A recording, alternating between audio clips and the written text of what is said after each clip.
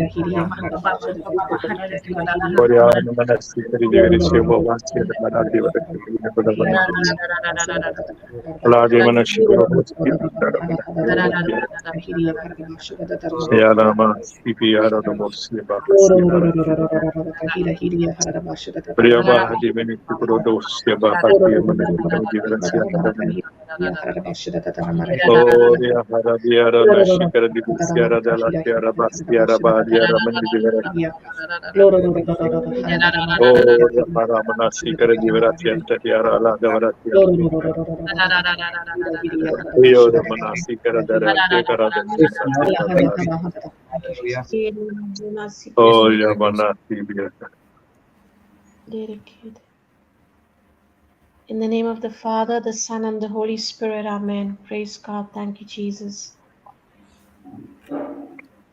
Father, we are here this morning because of your mercy.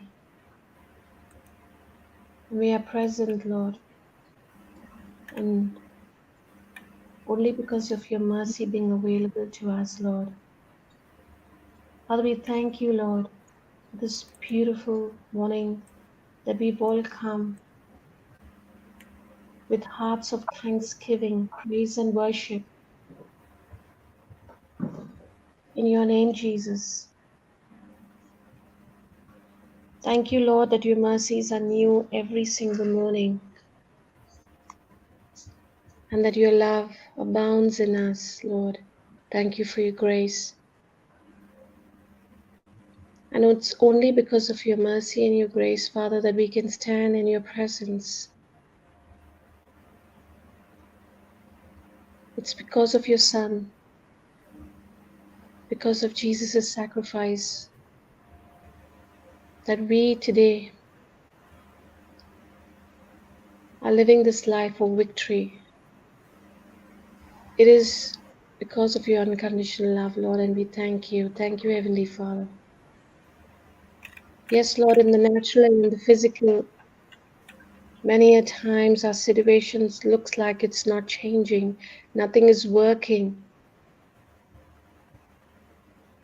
The situation seems complicated and it gets worse instead of getting better. But now that we know, Lord, through grace and mercy, everything is available for us. And that every moment, Lord, we are connected and abiding in you through the Spirit of God. We know that the situations are all leveled and straightened up. And it's only because of you, Father. Thank you, Lord, that this life of abundance that you came to give us, Lord, is fully available for us. And we know now how to tap into grace and receive it by faith. We no more are sitting there tired and weary, but joyful and thanking you in every situation. Thank you, Jesus. Thank you, Jesus, Lord. For you are good.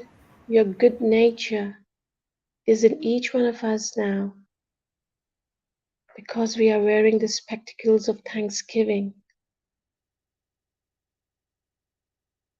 We only can see your greatness, Lord, your great mercy, your love, and your goodness, and nothing else. Thank you, Jesus. Thank you, Lord. We thank you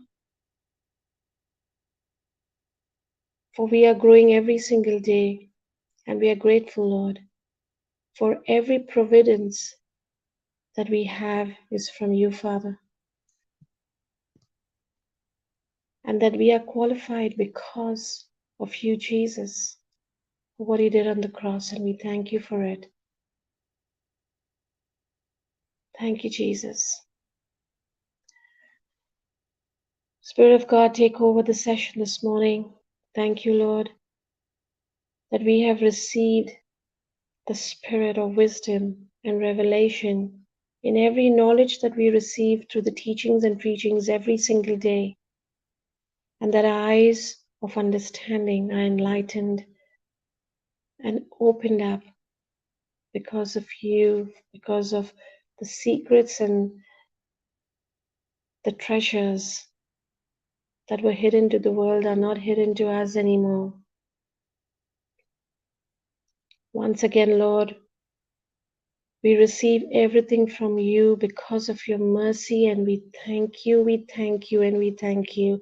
And we love you for who you are. We love you for loving us first. We love you for choosing us. We adore you, we glorify you, and we thank you.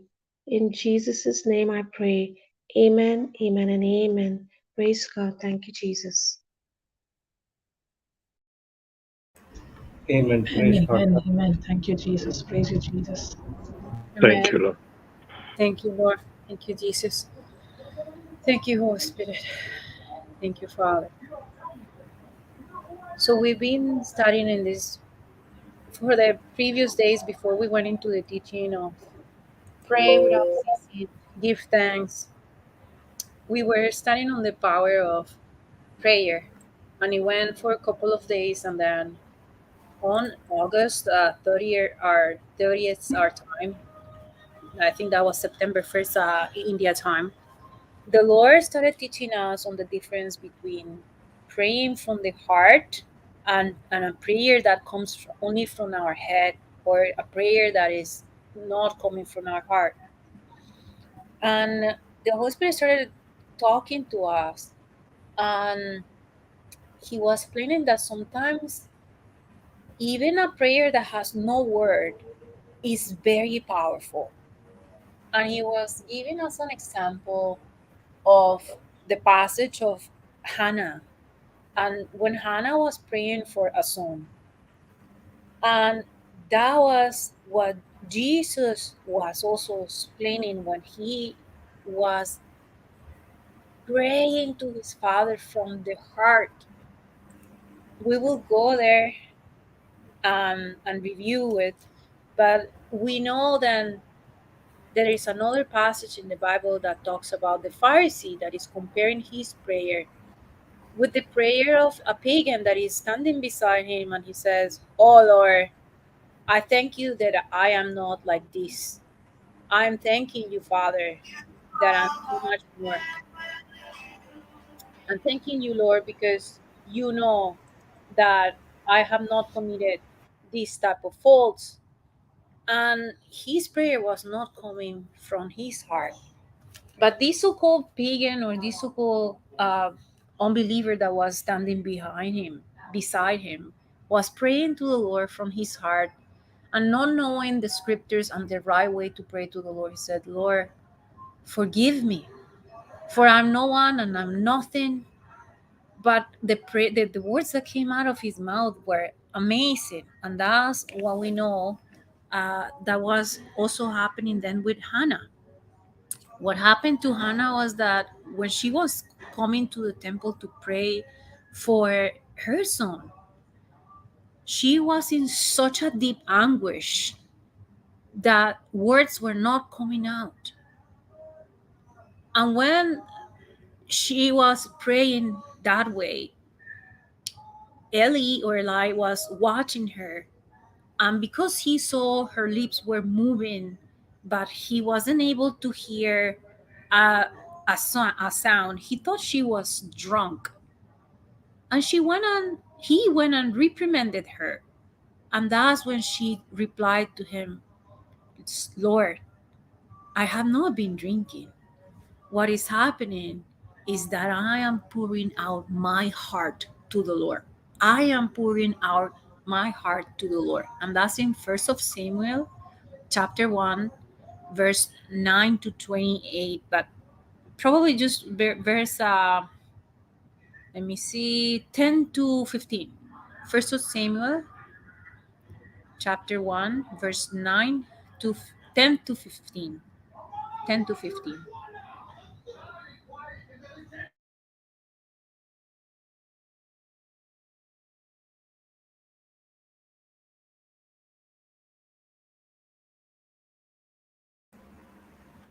And she was in bitterness of soul, and prayed unto the Lord, and wept sore. And she vowed a vow, and said, O Lord of hosts, if thou wilt indeed look on the affliction of thine handmaid, and remember me, and not forget thine handmaid, but will give unto thine handmaid a man child, then I will give him unto the Lord all the days of his life, and there shall no razor come upon his head. And it came to pass, as she continued praying before the Lord, that Eli marked her mouth. Now Hannah, she spoke in her heart, only her lips moved, but her voice was not heard. Therefore Eli thought she had been drunken. And Eli said unto her, How long wilt thou be drunken? Put away thine wine from thee. And Hannah answered and said, No, my Lord, I am a woman of sorrowful spirit. I have drunk neither wine or strong drink, but have poured out my soul before the Lord. Praise God.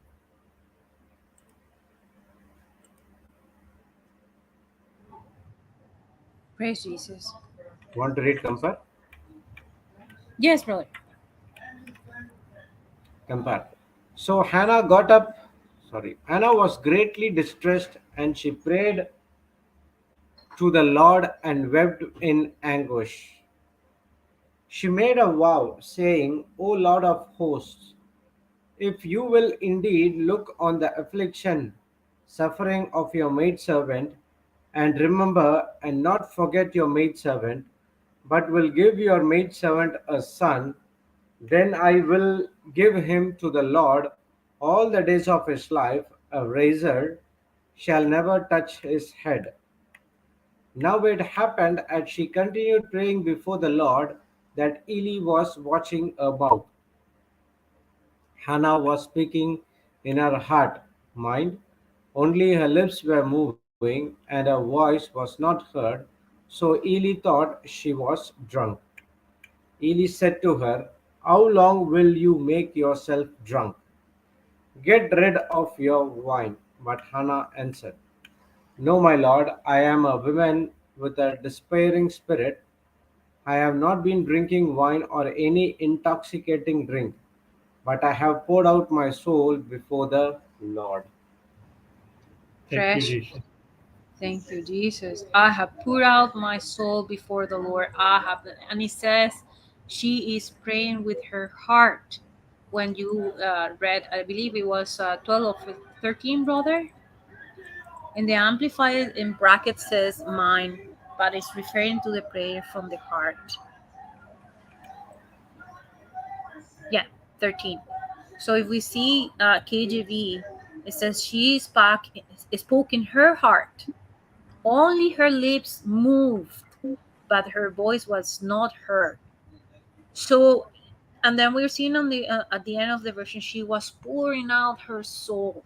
Hannah was speaking in her heart, and that's the difference of prayers that the Lord is teaching to us. There are two types of prayers. One comes from the heart, and the ones that comes from the heart sometimes has no words, and the ones that come from the mind, it can sound very good, very elaborated. It can even be based in Bible verses. It can sound super exquisite to others. But if it doesn't have real meaning for you, if it doesn't, if it's not coming from your heart, then you won't be communicating to the Lord. You're only an imposter. You're only using it to impress others. You're only being some sort of representative of what you think is in your mind, a way to communicate with the Lord. But there's no one that can betray or can fool the Lord. And Jesus spoke as well on praying with your heart when we went to John chapter 17 verse 1. John chapter 17 verse 1.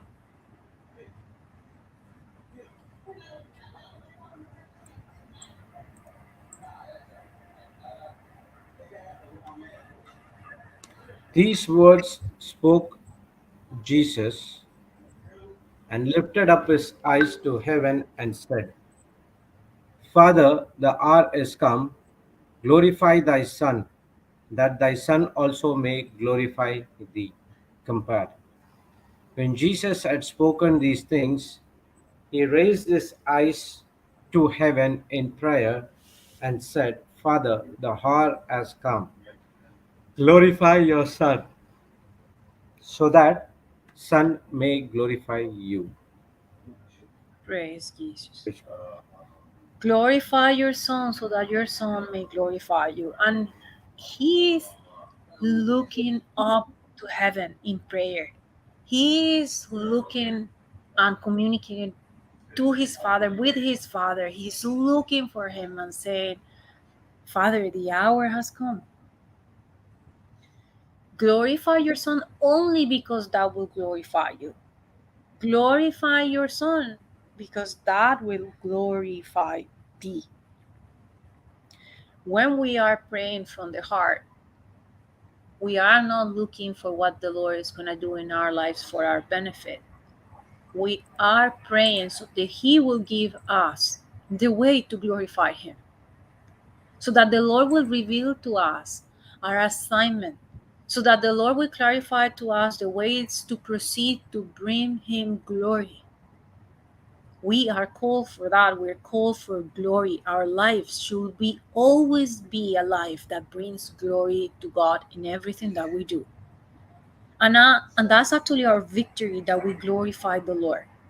Because when we pray from our head, from our thoughts, from our mind, we will be trying to glorify ourselves, or will we be trying to ask the Lord to make us feel special, or we might be asking for things that are not really helping us spiritually to grow in this path back home, to run the good fight of faith, the good race of faith. But when we're like Jesus, imagine Jesus putting his hand on his heart and looking up and saying, Father, the hour has come. Glorify me only because that will glorify you. He's not saying, oh, now everyone is going to see who the Son of Man is. He's saying, I am going to, so that might glorify you. So then we know that now that the Lord has given us this example, when we pray from our heart, we know that we've been strengthened now. And that's how we can go about doing good and healing all those who are oppressed by the devil. Why? Because that will glorify the Father, because we know this is a power and an anointing that is not coming from us, it's coming from the Lord, and is glorifying the Lord. And that should be our exercise, our daily exercise. So in the same way that when we exercise our physical body, it maintains the body in good shape, and it helps us to be fit and healthy.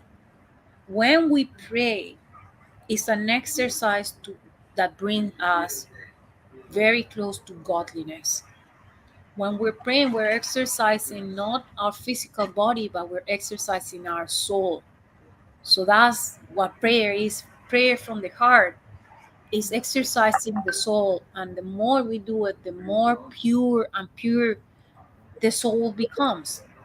And we know that when we are now purifying ourselves from any contamination that is in the world, then it's easier to communicate with the Father, because the Holy Spirit is always talking to us. The Father is always pursuing us. It's always, always.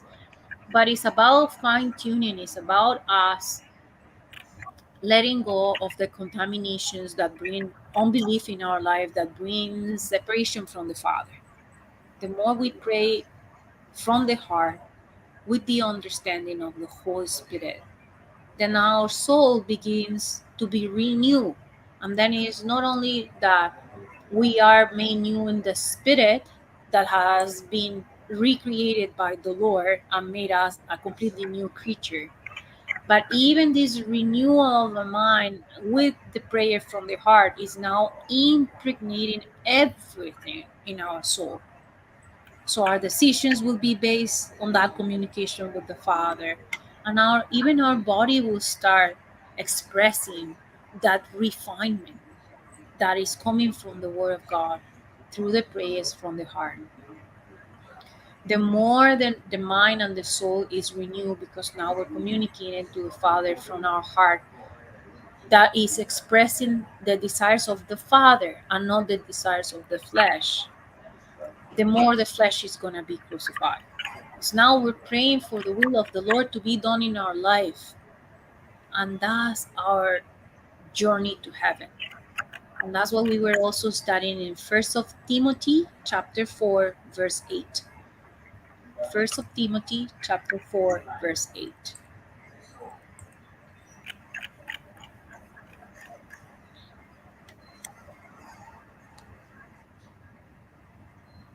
For bodily exercise profiteth little, but godliness is profitable unto all things, having promise of the life that is now and of that which is to come. Compare. For physical training is of some value, but godliness, spiritual training, is of value in everything and in every way, since it holds promise for the present life and for the life to come. Wow. Can we go to TPT and message? This is wow. Praise Jesus. Workouts in gymnasium are useful, but a disciplined life in God is far more so, making you fit both today and forever. Passion Translation. For athletic training only benefits you for a short season, but righteousness brings lasting benefit in everything. For righteousness contains the promise of life for time and eternity. Praise God. Thank you, Jesus. Hallelujah. Praise God. I think the message on the Amplify were the best ones. They were explaining to us what we're saying. So when we're praying from the heart, we're exercising our soul, and we're exercising our godliness, getting more fit. And then the scriptures were saying to us is something that will last forever. It won't stop on this life. It won't stop when our body decays and we depart from our body. It will carry on forever. And that's what we need to understand when we are using our prayers from our heart. That is like the chisel of the Lord that is working on us, chiseling away every single part that is corrupted in us, so that we become closer and closer and closer to the image of Christ Jesus. So if you are overly concerned with only getting fit in your body, that's very bad news. But when we are praying now, you're getting strong in your soul, and that will never be able to be thrown away even when the body decays. And also is saying here, even if the body is well fit, we see that if in the spirit, if in the soul, we're not strong and standing in the Lord. The example that was given to us that day was of this Son of God that is exercising daily the body, and the body is very fit, very healthy. But then he goes to see the doctor and he receives a bad report. And it turns out that that bad report was actually a mistake. But because the mind is accepting the report, and because he's not strong in the spirit, then the body, even though was healthy before that report, starts crumbling down under the pressure of the soul, feeling now heavy, feeling now believing of the lies of the devil, believing in the sickness and disease. But when we are spiritually getting connected through the Lord, to the Lord through this power of praying from the heart, then we get into this spiritual fitness that even when the bad news are real, those bad news, those facts will be destroyed in no time by this power of prayer from the heart that can turn even every bad news into an extreme good news. And that's when we're exercising now, getting closer to the Lord, getting closer to what He wants us to have, which is that relationship with Him. And the Word of God says that only the Lord, only the Holy Spirit knows the real hidden desires of our heart. So when we pray from our heart, He is the one. He's the one who knows what we need. He's the one who knows what we are hidden or protecting in our heart, that sometimes is not even clear to us. But when you're now praying from the heart and not praying from the head, those things would be revealed to you. Especially, we were explaining of this again and again and again, over and over again, of the power of the prayer in tongues, because it's something that is coming with the language of the Holy Spirit, and it's coming straight from your heart. But even there, you have to be careful not to start praying in tongues and be only in the mind. Like, do it mechanically, so you're producing sounds with your mouth, but you're letting the mind wander everywhere instead of focusing on the Lord or focusing on the Word of God. We cannot understand the power of praying from the hearts until we start seeing someone who's doing it, and we will see how the presence of the Lord is brought in right in front of our eyes, and miracles happen, or miracles takes place because of this power of praying in the presence of the Lord, this power of praying from the heart.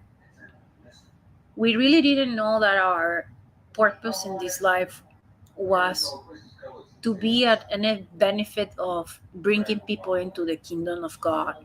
Before being born again, our prayers would be always to try and bring benefit into our life, bring benefit into the life of our loved ones, ask the Lord for things that we knew we needed, as if He never knew what it is, what that we needed. But when we start exercising this prayer of love, this prayer of the heart, then we begin to see how it is that the Lord wants us to have that kind of heart condition. The Lord is the one who is chipping away every kind of corruption so that we start enjoying this communication with Him. And this prayer from the heart is not because we hold any certificate.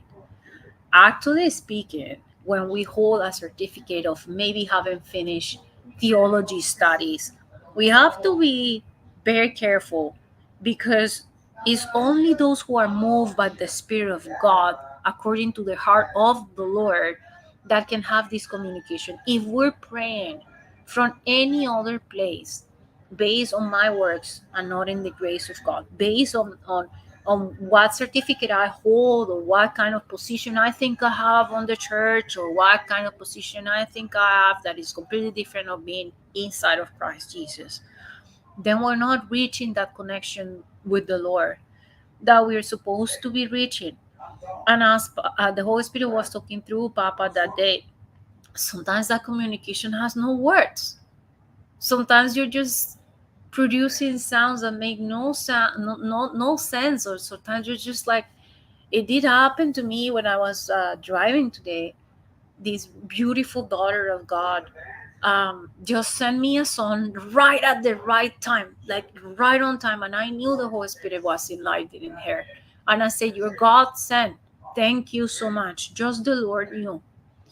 And I put the song, and everything that was coming out of me at the beginning was just like a scream, no words, but screaming out of joy and screaming out of the passion that I knew He was present there, and He was letting me know, "Daughter, I'm here with you.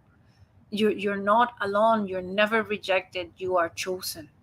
You're chosen." And that's what, only after the fact that He revealed that and reminded me of that, that I started putting words in the prayer. But at the beginning, it was just like sounds, not even the human language that we know to use right now. And the Lord is telling or revealing to us again and again that we cannot come with human wisdom. And that's what St. Paul was telling to the disciples and was telling to the people that he was preaching. I am not coming here with human wisdom. I'm coming here from the connection I got with my Lord. I'm coming here with this beautiful love that now is being poured in my heart, and I'm pouring in the hearts of others. And that is happening because even Jesus, we saw that He was receiving instruction from His Father. Even Jesus, when every time that He finished an assignment or He next one, He would take time to go into prayer and ask the Lord what was that He wanted him to do the next day. And when we start praying that way, we see that very few words are needed. But when you do it, you feel so recharged. And we were reading then the passage here, the passage of James chapter 5, verse 14 and 15. James chapter 5, verse 14 and 15.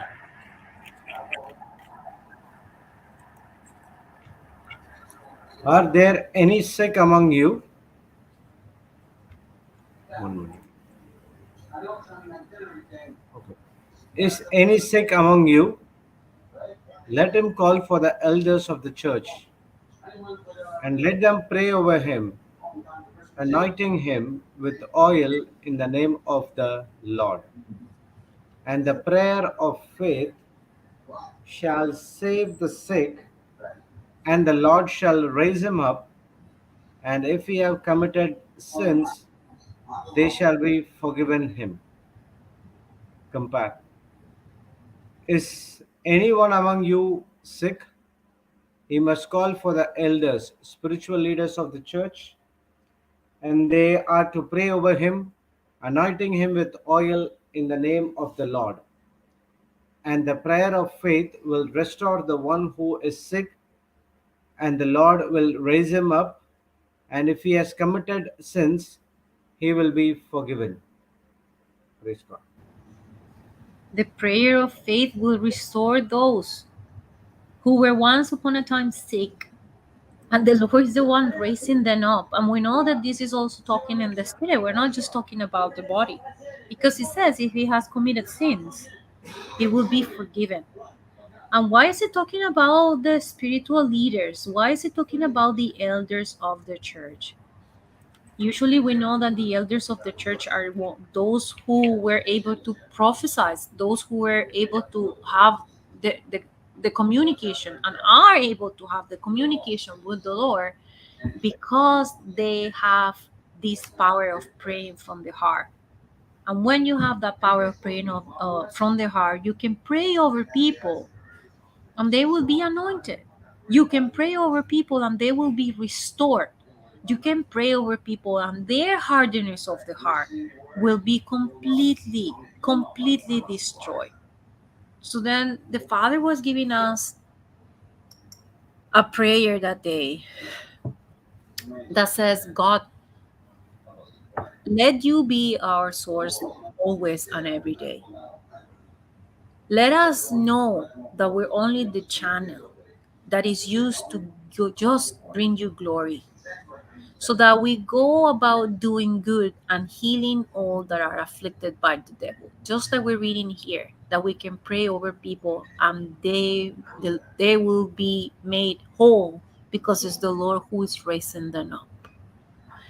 Teach us, Lord, to have an intimate relationship with you. Then when I'm praying, I'm actually rejoicing.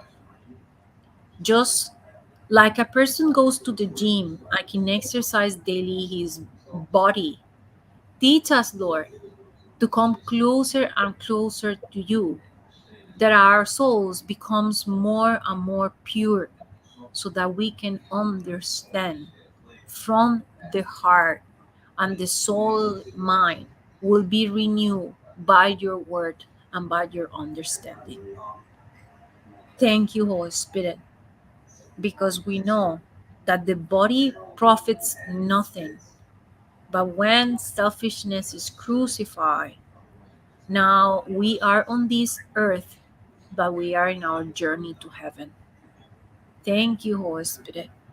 Thank you, Holy Spirit. And that's what we were reading, even when we were reading Timothy, that the physical training will bring nothing but only the health of the body. But this training in the spirit of praying from the heart is what it will bring us closer and closer to the Lord. Is what the Lord has been teaching us. The Lord has been teaching us from very long time that even angels who are ministers of the Lord are waiting around us, just waiting for us to open our mouth, so that we allow the Spirit of God to speak through us, and they can take then that order to bring the manifestation. And this is the type of exercise that we cannot stop. And even yesterday again, Papa was talking and was asking to us, so do you believe we can have one day of vacation? And here again, we're seeing that we don't have even one day of vacation, because this spiritual exercise is now what brings confidence to us, that we can pray over others and they can recover. And this confidence is not because this is a strength of ours, but it's because it's given to us. And when it's given to us, now we know that it's not exclusive, but that it will also be given to that person who we are praying over. It will be given to those who then are also um, learning how to receive discomfort to then pass down discomfort into others. The scripture is saying that we will, in the same way that this prayer and this exercise has impacted my life, now it will bring confidence that when I meet with people, we are also going to be able, by the anointing, to pray over them, and those who are afflicted will be set free. The Lord is teaching to us that those who are being afflicted by demons are now going to be anointed. And the way that this is happening is through prayers. The same person who was behaving before like an animal, when he's restored, it says there, and the Lord will raise them up. And if he has committed sins, he will be forgiven. When they're restored, we have been seeing that through the power of prayer and through the power of the action of the Word of God, the person receives a sound mind again. So when we see this happening now, our prayers becomes more passionate. They're no longer mechanical and they're no longer based on our needs, but the needs that we're praying for now are the needs to be a disciple, to have the more revelation, just like St. Paul was saying. Just keep teaching me, Jesus, who are you and what it is that you want me to do for you. And Papa was giving us a beautiful testimony of this beautiful daughter of God who has been preaching in the interiors. And she has shared her testimony of how is it that in her own house she was producing alcohol. She had this factory of alcohol, like homemade alcohol, but she will never drink it. The problem was that she was selling alcohol to her neighbors, and even her family members will come and buy from her. And then her husband got carried over as well, and he will start drinking what she was producing. So on one side he was getting affected, and on the other side she was getting into strife and getting into fight, because now he, instead of helping her, was drunk and drinking her source of giving the family what she thought the family needed to have. But when she got the word of God, she understood by revelation that she was no longer going to destroy no one else's life and no one else's family by producing this alcohol. She was having a very easy way to produce money, but she decided rather to let, even if the family had to go through hardships, even if they had to starve, she made a promise of the Lord of not producing alcohol anymore. And we were hearing the testimony of how is it that she will always have very easy money, but now when she's searching for jobs and she's looking and being a doer of the word of God, it was very difficult for her to find a job. But instead of falling into complaining, grumbling, falling into strife, she just kept declaring on faith that she will find another source to feed her family, different than the one that was destroying the life of others. So now her husband is seeing how is that not only she is no longer fighting with him, but that her life has changed. And then that is how he came also into the Word of God. And he stopped drinking and he started saving some money, and then bought a bike and started working. And now this mighty anointed couple that have both changed are showing others and their own relatives that were only coming to buy from them alcohol. How is that the Lord has changed them inside out? How is that they no longer have the desire of being drunk with alcohol, but they have now this desire of being drunk with the Holy Spirit. And that's how everything started then, with this testimony that we were listening about this paralytic man that was brought into their house to have a bath. And then they were putting the speakers for him to listen to the word of God, to listen to the teachings. And then the entire community was being touched by the teachings that were put out loud for these men to be touched. So even the priest in that community was very surprised because the church used to be very empty. But now we're seeing people that was busy getting drunk with alcohol, that they're coming and attending to the church, even though they have to spend money in the transportation, even though they have to walk or travel for hours to reach to the closest church. And it's the transformation that a prayer from the heart has done. We see now how these women that are being touched by the Lord, even though they're coming from a different faith, even though they didn't know the word of God from the time that they were young. Now, when they have been transformed, they exercise this scripture that we see right now. They go and pray over people, and it's the Lord who raises them up. It's the Lord that forgives their sin. It's the Lord that brings manifestation with signs and wonders. And I think that's one of the easiest ways to understand what's the difference of praying from the heart and what's the difference of praying like a parrot or praying only from your head. And that's why you don't see none of the preachers coming from JCILM.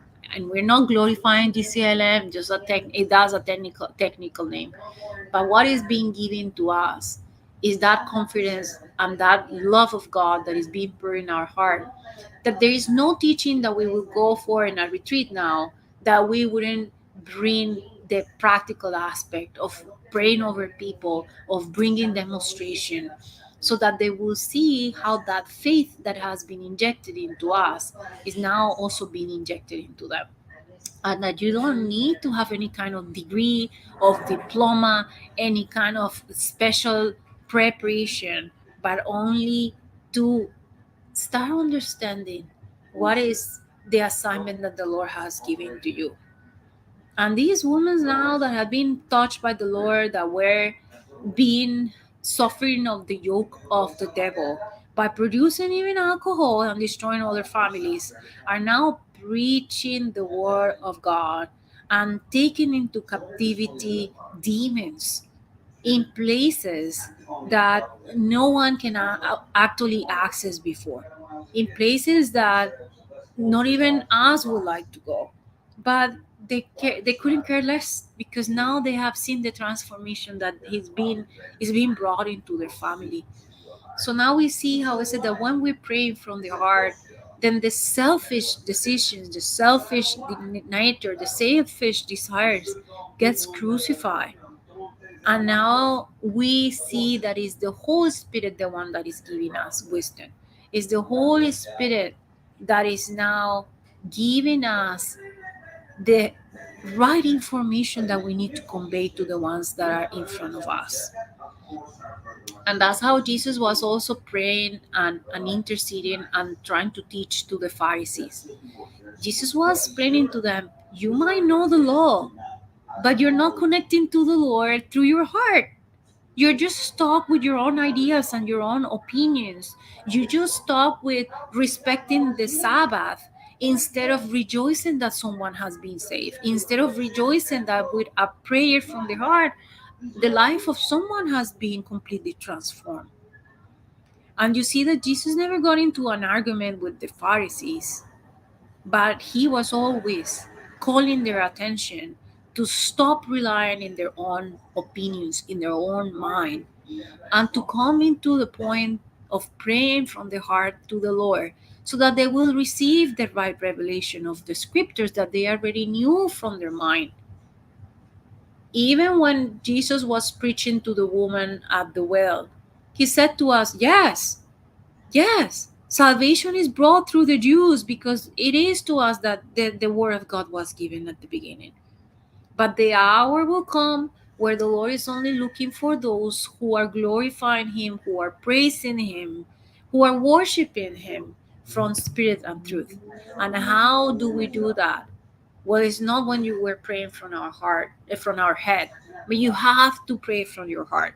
You have to be the word of God and the wells and the healing rivers and the living waters that flows out of us, the ones that take control. So is the wisdom of the Lord that is given to us generously. And now we see that when we pray, the anointing moves into other people and their sins are forgiven because they feel this connection with the Lord and they accept the Lord. They accept at that very moment, accepting the Lord as their Lord and Savior, as their spiritual head. And that's when we see that sometimes we had opened our mouth, but there are no sounds coming out of it. And that's the parable that we were studying on Hannah's prayer, that we were reading on so many others occasions where we see that the Lord Christ Jesus is telling the Pharisees, yes, you do know the law, but how is it that when you pray, you don't have manifestations, just like we saw Jesus saying very, very, very, very few words, but as soon as he spoke, boom, manifestation was coming because he was just connected to his Father in the Spirit and praying from the heart. He was not busy trying to impress no one. He came to die for us, he didn't come to impress us. He came to reconnect us with our Father. And this day, the Lord was teaching to us that this is one of the most easiest and powerful way to reconnect back to Him. When we pray, but we pray from the heart. When we pray, not because we know the Word of God and we rely on our knowledge, but we allow the Word of God to come from that love that is being poured in our heart. And when we do that, when we use that love, and that's why we've been hearing that love is the main rod where every other spiritual gift hangs. Because coming now, a prayer that is coming now from the heart, using the grace of God, is the most beautiful combination. And that's what we've been seeing happening in everywhere where people is being working now from that position of praying from the heart.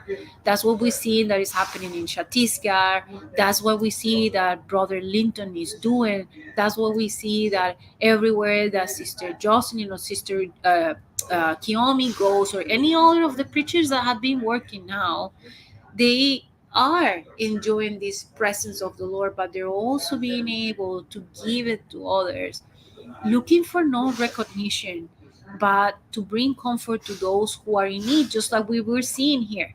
If anyone is sick, then call those who are now connected to the Lord, call those who have this experiential faith, and they will be able to pray over people and the anointing will flow into them.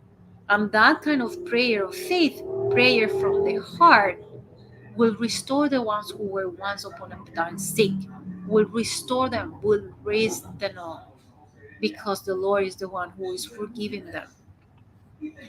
And that's when we now understand that even when the situation comes and we feel like we're moving out of our zone of comfort, is this prayer of faith that we're reading here that brings the manifestation into others people's life. And when we see that manifestation, we just cannot thank the Lord enough. And that thanks by itself is coming from our heart, because it's now the real reason of why we came here.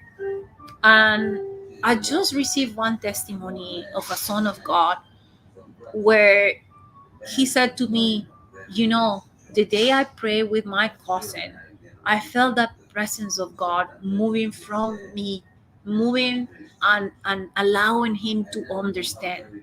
And even though he was under the influence of drugs and he was behaving like an animal, that he couldn't understand the danger that he was into, when I pray over him, when I pray with him, and I ask from my heart for the Lord to reveal to him the proper instructions and for him to submit to the Lord, he was able to understand that love and he was able to agree with that. And that's again only when a prayer is coming from the heart, that you can see how even the people that is under the influence of drug addiction, power of the spirit of alcohol, hatredness, jealousy, all those things are completely broken and brought down to zero when we are now praying from the word, when we are praying from the heart, when we're no longer thinking on the benefit for us, but when we're now filled with this wisdom that comes from the Lord, when we are now allowing the Holy Spirit to be the one who guides us, who teaches us, and we will never be able to boast about this power that is given to us, because again is given to each one of us, is no longer exclusive for just only few, but is given to many. And that's why we always hear now Papa saying, be careful with those preachers that are out there that they say that the Lord has given them the ministry of healing. Because this ministry of healing is given to everyone who believes, everyone that communicates to the Lord from their heart, is given to everyone who has the desire to set the oppressed free. Thank you, Jesus. Thank you, Jesus. Thank you, Holy Spirit.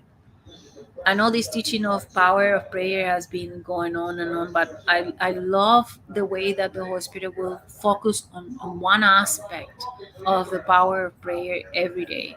And that day, it reminded me so much. Sorry to call you Brother Hector, but it reminded me so much of what you've been telling to us lately. That you're only sitting and just contemplating the presence of the Lord, and sometimes you're not speaking, you're not saying nothing else but just being in that presence of the Lord. Thank you, Jesus. Thank you, Holy Spirit. I just noticed he's not there, but that's what he's been testifying for the last couple of classes that he had come, that he's just contemplating and meditating on that presence of the Lord in his household, and that he's not even talking now when he's praying, but thanking and thanking and thanking the Lord from the heart. Praise Jesus. Thank you, Holy Spirit. Praise God. Thank you, Jesus. Thank you, Jesus. Praise God. Praise God. Praise Jesus. Does anyone wants to contribute or share? Praise Jesus. Thank you, Thank Lord. you, Jesus. Praise you, Jesus. Thank you, Jesus. Thank you, Holy Spirit. Thank you, Jesus. Thank you, Jesus. Thank you, Lord. Praise God. Praise God. Thank you, Thank you, Jesus. Lord. Thank you, Jesus. Praise you, Jesus. Beautiful, Doctor. Beautiful. Yeah. It's just amazing, this topic of prayer, and everything is just so intertwined. We've been sitting on this topic for so long, and we've been understanding the importance of the topic. Yes. So it's not something that we rush through. Like in the days of old, we would rush through one scripture and we would totally miss the importance of the and the full stop and the semicolon of that within that scripture, to understand why that's there for me to take a pause. So now when we are praying, we are praying with the scriptures, we are praying with right standing with God. We are praying, we're going to God with the solution, His word, and not with the problem. So all of these combinations and these techniques, these systems that we are using now, is making the prayer effective. We really have given God the permission to intervene in our lives and do something for us, because in the past we are trying to work everything out ourselves. Yes. Yes. Now we are beginning to understand this life that we are living is just so easy. It actually is very, very easy when we understand how the kingdom of God works.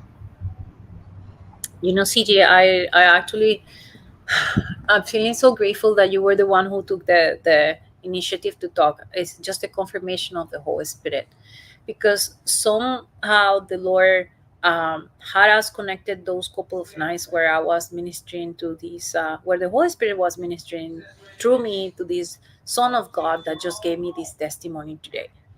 And I remember praying with you and saying, this situation is happening and it looks like it's very messy. But I believe that the power of the Holy Spirit is the one who's going to bring transformation here.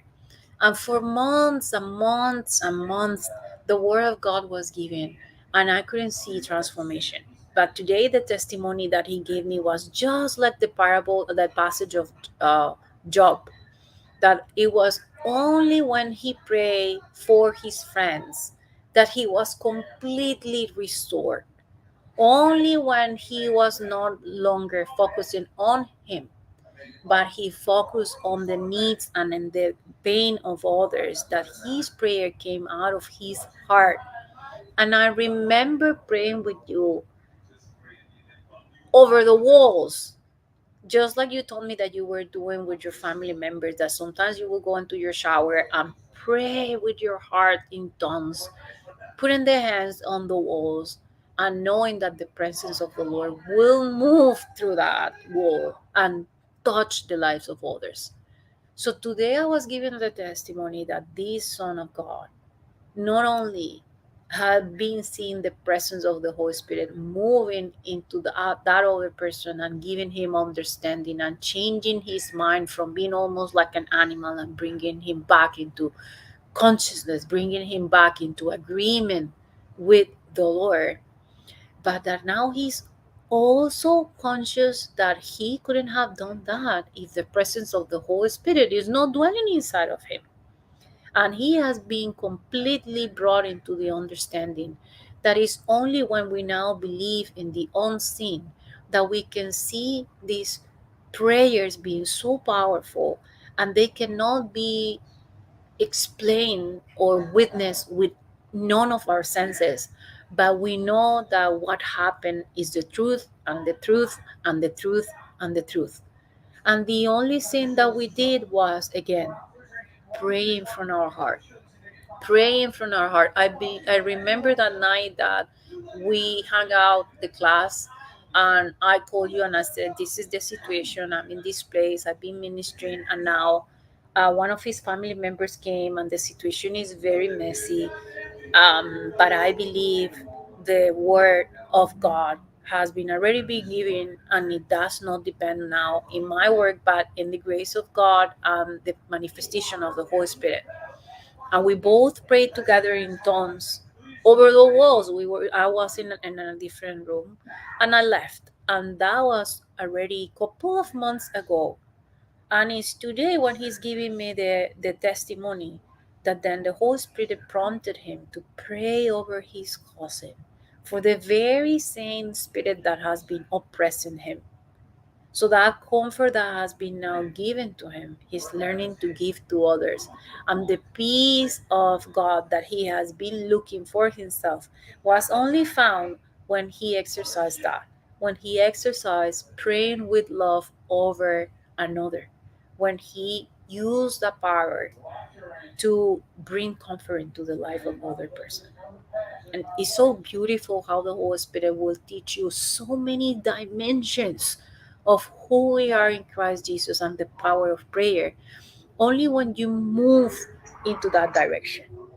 Praise God. Wow. Wow. Doctor, agree one on one on everything that you have shared. And just before coming to the class today, I had an opportunity, a blessing to minister with someone. And it is along the lines of what we are sharing here, this power of prayer. One thing that I have learned through faith. Okay, so faith, how does faith come? Faith comes by Hearing. hearing. Amen. Thank you. I was waiting to see who's awake in the class. Thank you. Love you, Sia. Love you. So faith comes by hearing, and hearing by the word of God. So when I understood that system, and I love Papa for constantly sharing over and over on this platform that the word of this is a system, and we have to understand the we know that faith comes by hearing, and hearing by the word of God.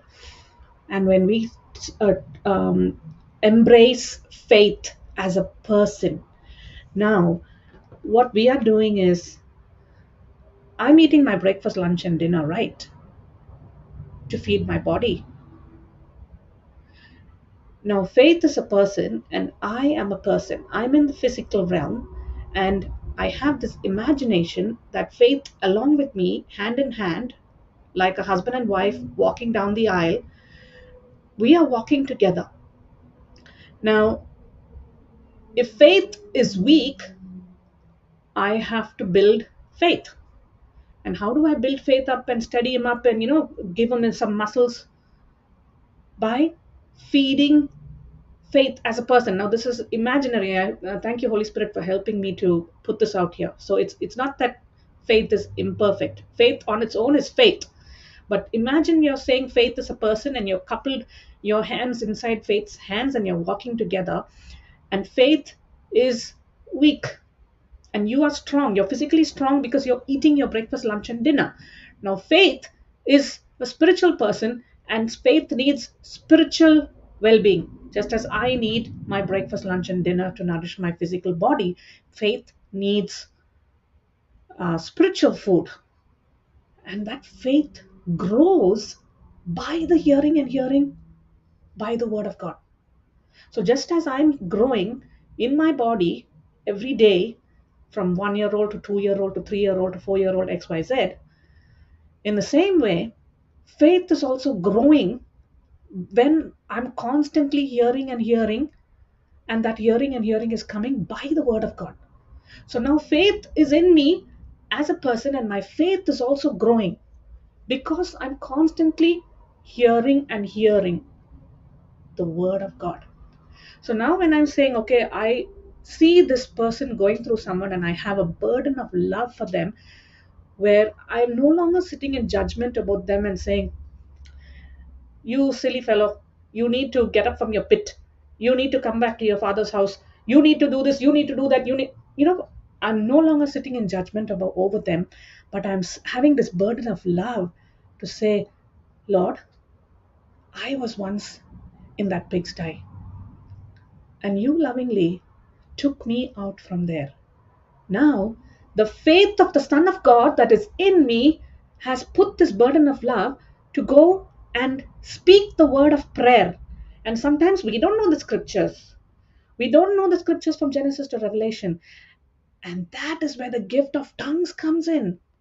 Now, someone has asked the question, Sister Elizabeth Thomas has asked the question, Sister, can we pray in tongues without sound like Hannah? Now, I was asking the Holy Spirit, how do we answer this beloved sister? She has a genuine question. And I just went into Google and I typed in praying in tongues. Now, when it comes to praying in tongues, what does the tongue do naturally?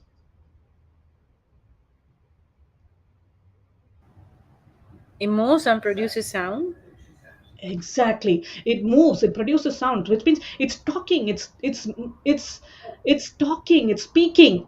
And everywhere when I see in the scriptures, for example, when I say look at 1 Corinthians 14:4, it says, he who speaks in a tongue edifies himself, which means it's not something that he does in silence. He has to open his mouth and move his tongue. Sound has to come out. Now, you and I, we do not understand these sounds. It makes it, and the enemy will even put some thought in your mind and say, what are you talking? Some galabala galabala. He will put Correct. the thought in your mind to say, you don't have the gift of tongues. You that the words that are coming out of your mouth, that's a lie. But when that tongue is The totally only set, language he cannot understand, no, darling. yes, my love? I said this is the only language that he doesn't know and cannot understand. Exactly. He He cannot always fights understand with it. courage. Yeah. Yes. And he doesn't want us also to do that. So he's putting this thought of condemnation and judgment over your mind, saying, don't open your mouth and speak. Don't even start with saying hallelujah. But what does the scripture say? We are receivers of every spiritual blessing in Christ Jesus. Now, isn't the gift of tongues and speaking in tongues in that every blessing? Yes, yes, It yes. is. It is. And yesterday, again, praise Jesus, I had this beautiful opportunity to minister to a beloved sister who, praise Jesus, came to my home, and we were fellowshipping together. It was such a joy. And beloved, you're listening on YouTube, and I thank you for coming and building up my journey with the Lord. I thank you so much. So the Holy Spirit put this example in my heart where, okay, I'm talking to all those who cook, children, men, women, whoever you are. When you have a spice rack in your house, you've got a shelf or a little, you call those, those lazy Susans, where you can turn them around and pick which spice jar you want. So let's say it's your chili powder, your turmeric powder, your coriander powder. Now, all of that is sitting there on a shelf. But if you're making a one pot dish, it doesn't magically come and tilt itself into the pan and toss itself together and gives you the dish that you want.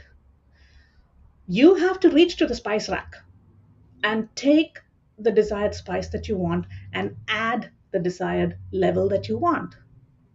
Then you're going to taste and see, is it spicy? Not yet. I'll add a little more spice. Is it salty? Oh, not enough. I'll add a little more salt. So you're adding your flavor according to your choice. Imagine in the kingdom of God, there is a rack up there in heaven, and every spiritual blessing is sitting there in a jar. Grace, peace, joy, love, wisdom, understanding, gift of speaking in tongues, prophecy, healing. Everything is there, labeled and ready for us.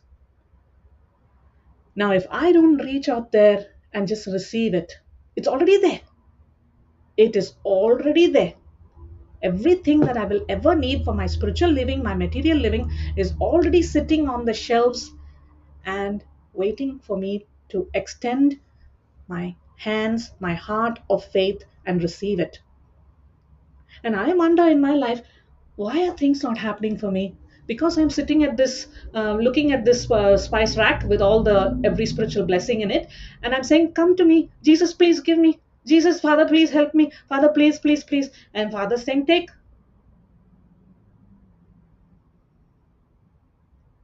So with this gift of tongues, and every resource that we will ever need, we have shared this, and Christina and Dr. Liz, you will agree, we have shared so many times on the platform that when we come to the Lord, we are often coming with this thing: give me, give me, give me.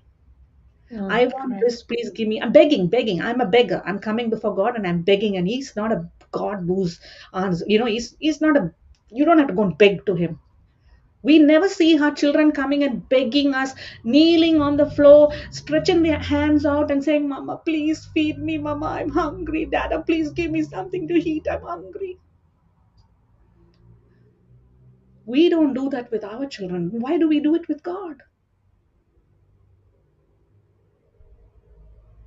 He says, believe and receive. Take and eat. Ask and you shall receive. Ask why, ask how, in line with the scriptures, with my thinking and my speaking aligned to the word of God. So when I go to God, not with the problem, but with the solution, and saying, "Lord, you said that I am a receiver of every spiritual blessing in Christ Jesus. In Christ Jesus. Now I am coming in the name of Christ Jesus, and I am receiving it by faith." The moment I have done that, the Father has accepted that prayer. And He's saying, "Well done, good and faithful servant. Take what is rightfully yours." I don't know why we have gone into this tangent today, but when Sister Liz shared about praying for this beloved, um, and when I shared the example where I was doing that with my sister over here, I do that this is all the system, the grace of God that is coming to our mind saying, speak like this. Now, yesterday, for instance, when I was sharing with this beautiful sister who came to visit me, um, she was sharing how she's ministering to the non-believers. And she said, Lord, I cannot speak to them the scriptures because it's a Muslim country and they don't accept it. They're very staunch. They have their prayer life. But Jesus, nothing is impossible for you. You are able to go and speak to them even in their dreams and in their visions.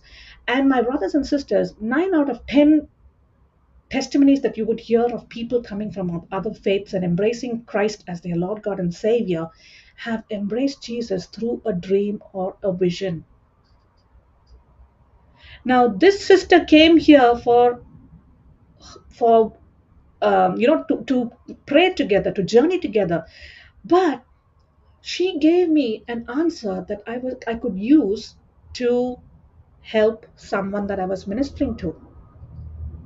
And that sister was desperate. She was like, how do I reach out to this person who's a non-believer?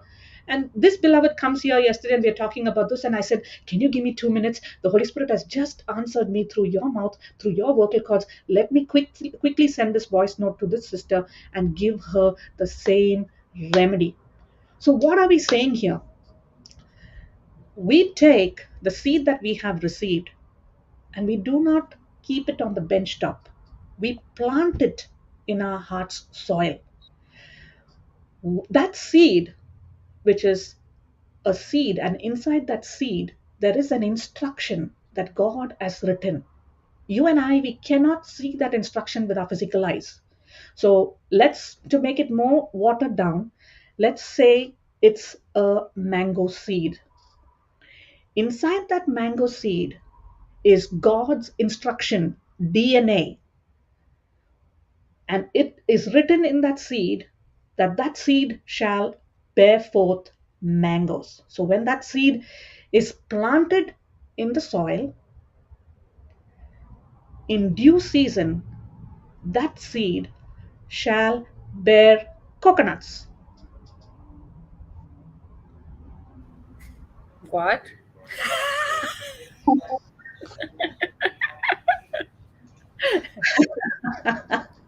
There's a Wi-Fi problem here.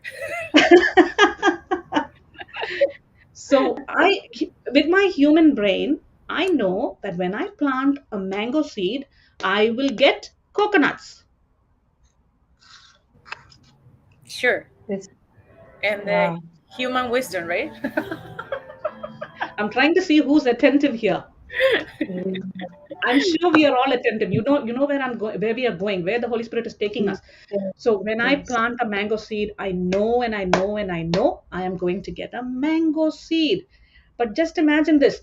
I have planted only one mango, but how many mangoes do I get when the tree is in full bloom? Thousands. Thousands. Now, what did Papa say the other day? When we go and give alms, we are probably giving alms according to the capacity that we have.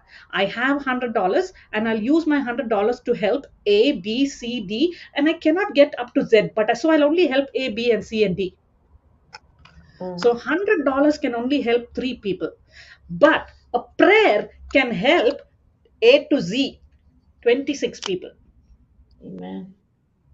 And that prayer of faith, even when it is prayed in tongues, it is able to go through the walls and work in the heart, the mind, the soul, the body of someone. It is unstoppable. So I Amen. know in the seed lies not just a seed, there is an instruction in that seed for it to bear mangoes, and there is a harvest of mangoes. But if I take that seed and keep it on the tabletop, will it ever be fruitful to me? No, not at all. If I take that seed and put it in a jar, will it be fruitful to me? No, it won't even What? become a pic. Exactly. It won't go nowhere. It will just sit there. And that is what we have been doing, in our journey of faith. We have kept our Bibles on the altar, in the shelves, and this Bible is a bag of seeds. Today we are going back to one where we are sharing about one-on-one sower and the seed class. Because when we Yes. understand that parable of the sower and the seed in Mark chapter 4, I believe it is, we Yes. will understand this principle of sowing and reaping. So I Amen. know when I take one mango and plant it in this soil, there is no fault in that seed. Remember, the seed, God always starts with something small. He always starts with something small, and then He gives increase. How does He give increase? When we agree and believe in Him, slowly and surely He begins to give so much increase that, like Papa shared yesterday, before you can tie your shoelace and get out of the door, your everything is already multiplied. Amen. The needs are met, everything is met. So we have to understand that God is giving us instructions, seeds in His word, which is in the Bible. But if we keep our Bibles on the shelf, we are going to be living defeated lives, people, beloveds. We will be living defeated lives if we do not open God's word and fellowship with Him, intimate relationship with Him. That is what we do here in this Canada class. We take one scripture and we chew on it. If the Bible is closed and sitting in the shelf and we are getting beaten up by the devil, that's no fault of anyone else but our ignorance. But praise be to God, someone came and said and taught and preached. So they are using voice. They're taking God's voice out of His book and speaking it to us, and it fell into our ears. It went into our inner ears. It went into our heart's good soil.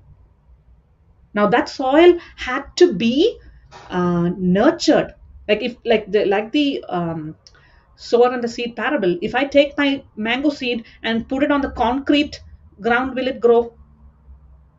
No, It has to be planted in soil, right? not enough of soil. Yes, Yeah. absolutely. So in the seed, there is no corruption. The seed is perfect. God's DNA is written in my mango seed, and that mango seed will bear mangoes. When I plant it in the soil, there can be a problem with the soil. There can be a problem with the surroundings around the soil. The birds may come and pinch that seed and go. Bye bye. Seed is gone. The weather can come and destroy the seed. Seed is gone. The soil can be malnourished, where I have to put some fertilizer, manure, dig it up a bit. If any of us who have a garden, you will understand what we are saying. If you don't have a garden, and if you want to understand the parable of the sower and the seed, start one small little garden. Maybe you're saying, "Oh, I live in a flat." Christina, I'm giving using you as an example. You Adam. live in a flat and you don't have place to plant anything. Take one small cutie pot, Mm. plant some mint, little coriander Yes. seeds. Start small and start watching those things as they grow. You will be amazed how much of parables will be flowing out of that. Yes. Praise So when God. we are saying look at the seed concept and the concept of prayer, as I was sharing earlier, because I know I myself am super excited on having understood this, where when you and I get out of our comfort zones and say, Lord, I don't know what to do, I don't know what to say, but you know what? As you have said in Genesis 1:26, let us make man in our image and likeness. In the same way, now let us go together. Let us speak the scripture. Let us speak in tongues. Let us go and put the kettle on. Let us bend and pick up something from the floor. Now, the letters, the Father, Son, and the Holy Spirit are with me, and I am journeying with them, and they are the ones giving me the increase without absolutely zero, nada, zero effort, self effort.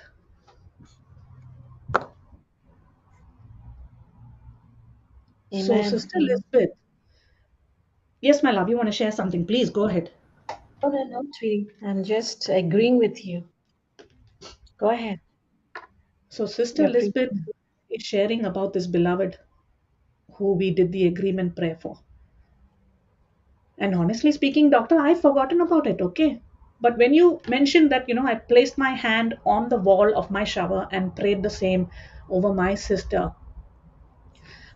is tuned in and listening on YouTube today. So, what I could not do with her physically and sit her down and make her understand the Spirit of God CJ, I who didn't was say you were praying over your sister. I can't. thank you. The word of faith, the language of tongues that was spoken over the walls, going into her room, that Amen. word of God has gone forth and done the job which I would have been struggling to do if I had to get work on my self effort. If I had to say, come on, Jane, we're going to do this together and you have to do it like this way. If self righteousness has to kick in and say, you have to do it my way or the highway, that prayer will never work because it is a prayer of force.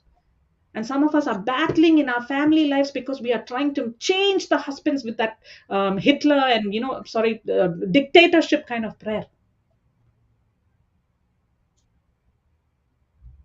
But the prayer of love, when there is a burden of love, where you and I know God has saved us. We didn't deserve it, but God saved us. He took the place that we were meant to go to, Calvary. And the mercy, the grace, the favor, the inheritance that we have today is not what we have banked up for ourselves. It is what He has given us in Christ Jesus, through Christ Jesus, with Christ Jesus. Now, when I have embraced that, I am not just thankful for it and saying, oh, so nice, thank you, Jesus. But I'm going out. I can see that burden in my brother, my sister who are out there, and there's the burden of love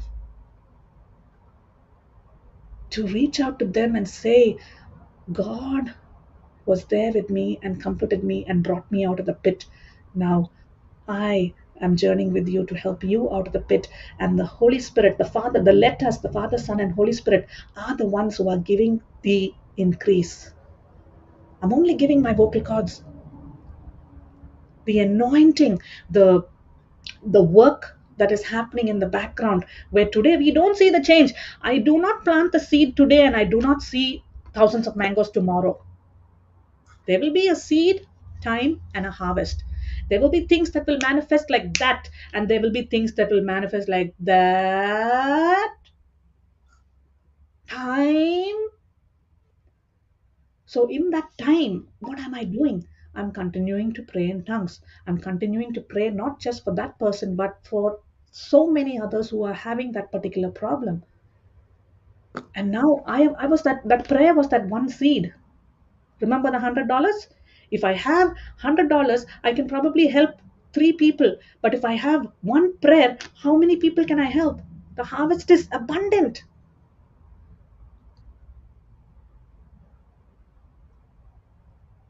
So we have learned here on this JCILM platform that when we go out, when we go and solve someone's problem, God is giving us wisdom to solve our problems. And so much so, our problems are not problems anymore, because even in that problem, He has taught us, rejoice and be exceedingly glad. Do not be alarmed when things like this happen. When you are in the fiery trial, rejoice, be exceedingly glad. People will persecute you, they will push you to the wall, they will say all kinds of things. But now there is joy, joy, joy, joy, so much of joy that that joy is great. And along with that is every spiritual blessing. And praise Jesus. I'm going to keep quiet and hand over. Thank you, Holy Spirit. Thank you, Holy Spirit. Thank you, Holy Spirit. You're doing so good, Tina. Praise God. Thank you, Jesus. Thank you, Jesus, for really uplifting not only the ones who needed it, but all of us. You know, we are learning from each other every single day, isn't it? And that is so beautiful. And especially when you've spoken of Ephesians 1:3, where we are blessed with all spiritual blessings, every spiritual blessing. We are blessed with the peace of God, with the Holy Spirit. We are sealed with the Holy Spirit now, isn't it? We've got this rubber stamp on us now. Now that we are born again, you know, He's not going anywhere. He's not leaving us. And He is also with those who are just learning and not being able to fellowship, actively. But He's already there, even with the ones who don't even know anything about the Word. But the difference is now, it's just that now He and we are fellowshipping every single day. He's right there with us. And that is the best gift that we all have as our spiritual blessing. One of the spiritual blessings of the many that we already have, and we were not aware of it because of ignorance, of not knowing the truth. We were all perishing. But now, praise God, now that we've come to know the truth, and it's through the word, the truth, if anybody is joined and is wondering what is the truth, it is the word of God. It is the scriptures from the Bible. And if we'd say that, sister, we've opened the Bible so many times, but we cannot understand it. The teachings are there. The whole resources of JCILM on jcilm.info, you can get every teaching because it's all captioned with the subject, what is being taught. And if that suits your situation, click onto it. As Tina was talking about, how does faith come? By hearing and hearing. That does not come from her vocabulary. It's the scripture. It is Romans 10:17 that is telling us this. So everything that is being discussed is all what we are speaking from God's manual, from His guide, from God's word. It is His word that He's spoken and that has been put in the Bible through the Holy Spirit, through the apostles, and it's all given to us today. We who did not, and we were all their sisters and brothers.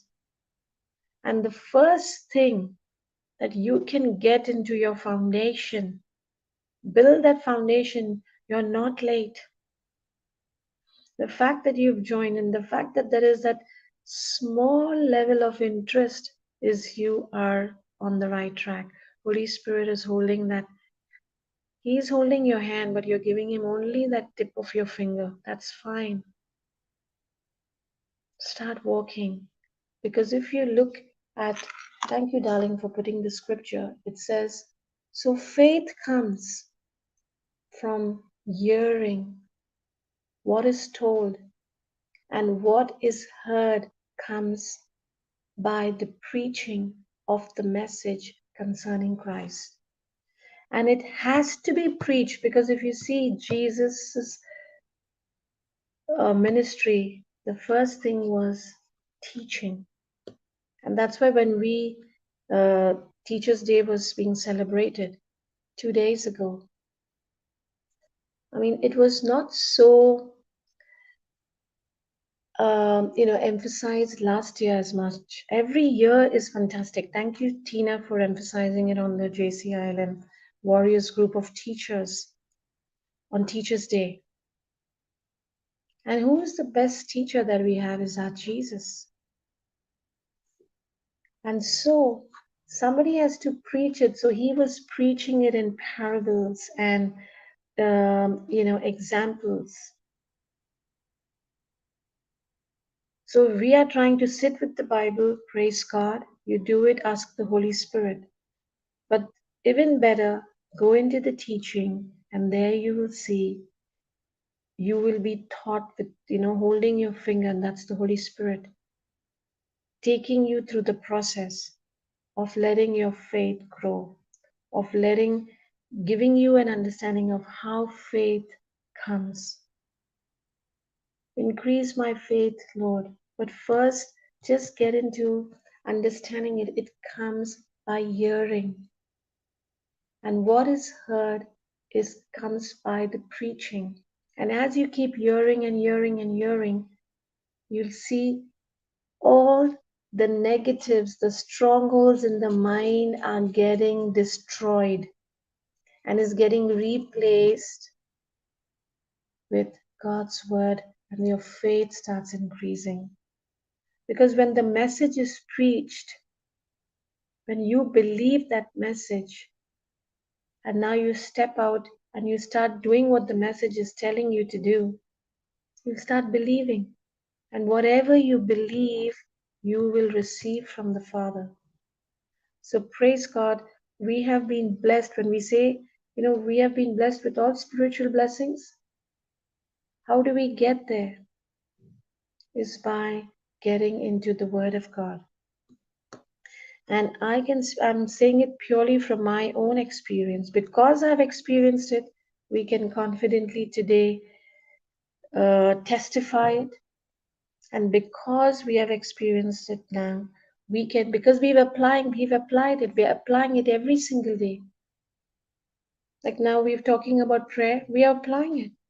We are getting into the presence of the Father. We are making time wherever we are, even in the midst of our work, in our car, because the Father goes with us everywhere we go, because He lives inside of us now. He is with us, in us, and for us. So we don't have to go to any place many a times. That's fantastic when we want to go into the church, we want to go into the Blessed Sacrament. But wherever you are, you can get into the presence. You can call onto Him. You can speak in tongues. You can open your mouth and make that heart-to-heart prayer, conversation, communication with Him. You don't need big words, and just pray, ask Him, talk to Him, and let it flow. But that confidence, that relationship that grows, we cannot build it immediately. It starts growing, progressing every day, is with the Word of God. We actually know the true Jesus,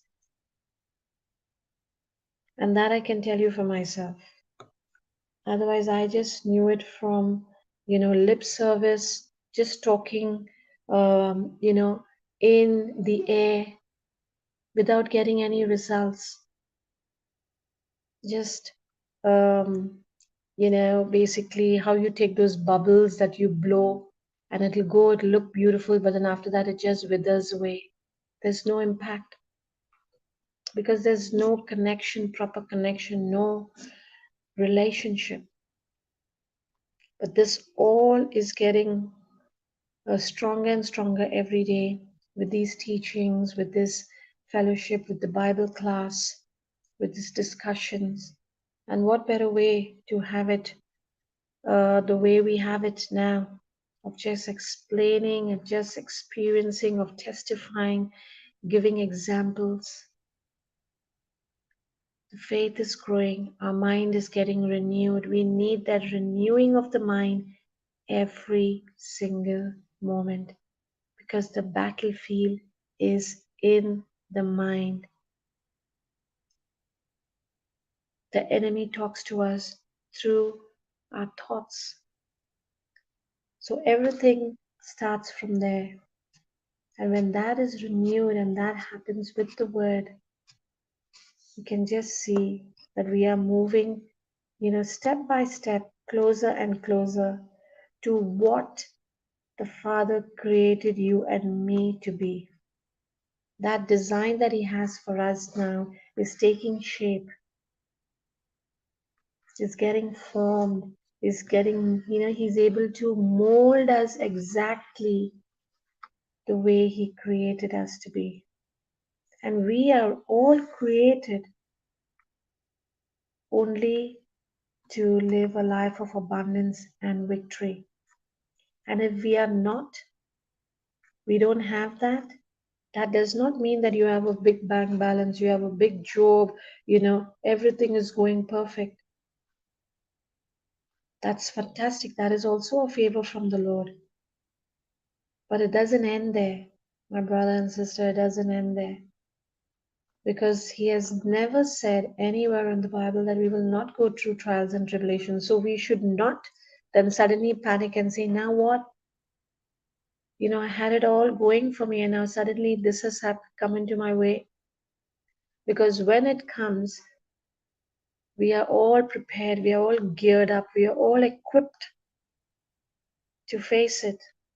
And we can do that with the confession of our mouth. We have to open our mouth. We don't sit on it, we open it and we speak. We speak the word that we have. And if we are not filled, if we don't have it inside of us, how will we speak? How will we say? How will we let it come out as a bullet to fight back? And we're not fighting for anything. We're not fighting with the enemy, remember. He's already defeated. We are just taking our position as the authority that the Father's given us. And we are fighting to just labor in being in rest and knowing, getting that unbelief out of our mind. And that again comes with the word, with the word, with the connection with the Father.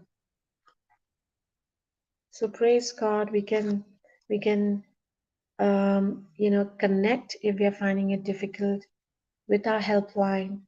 We'll get a warrior, somebody will connect with you, but remember, we'll journey, but not for you to get dependent on a warrior.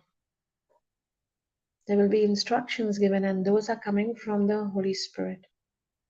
Because everything is being done with love. Because we were right there. We were right there. But I want to make it very, very clear. I never had anybody journeying with me. No warrior came and spoke to me every single day. I logged on. I took that initiation. I took that step. Isn't it, CJ? Did you have somebody talking Absolutely. to you every day? I only had the CD. I heard one Like, evening, then I hooked onto the CD. We didn't have yes, YouTube 10 years ago. exactly. I mean, Because the new yeah. leads that are coming are just wanting to latch on and anchor on to a warrior.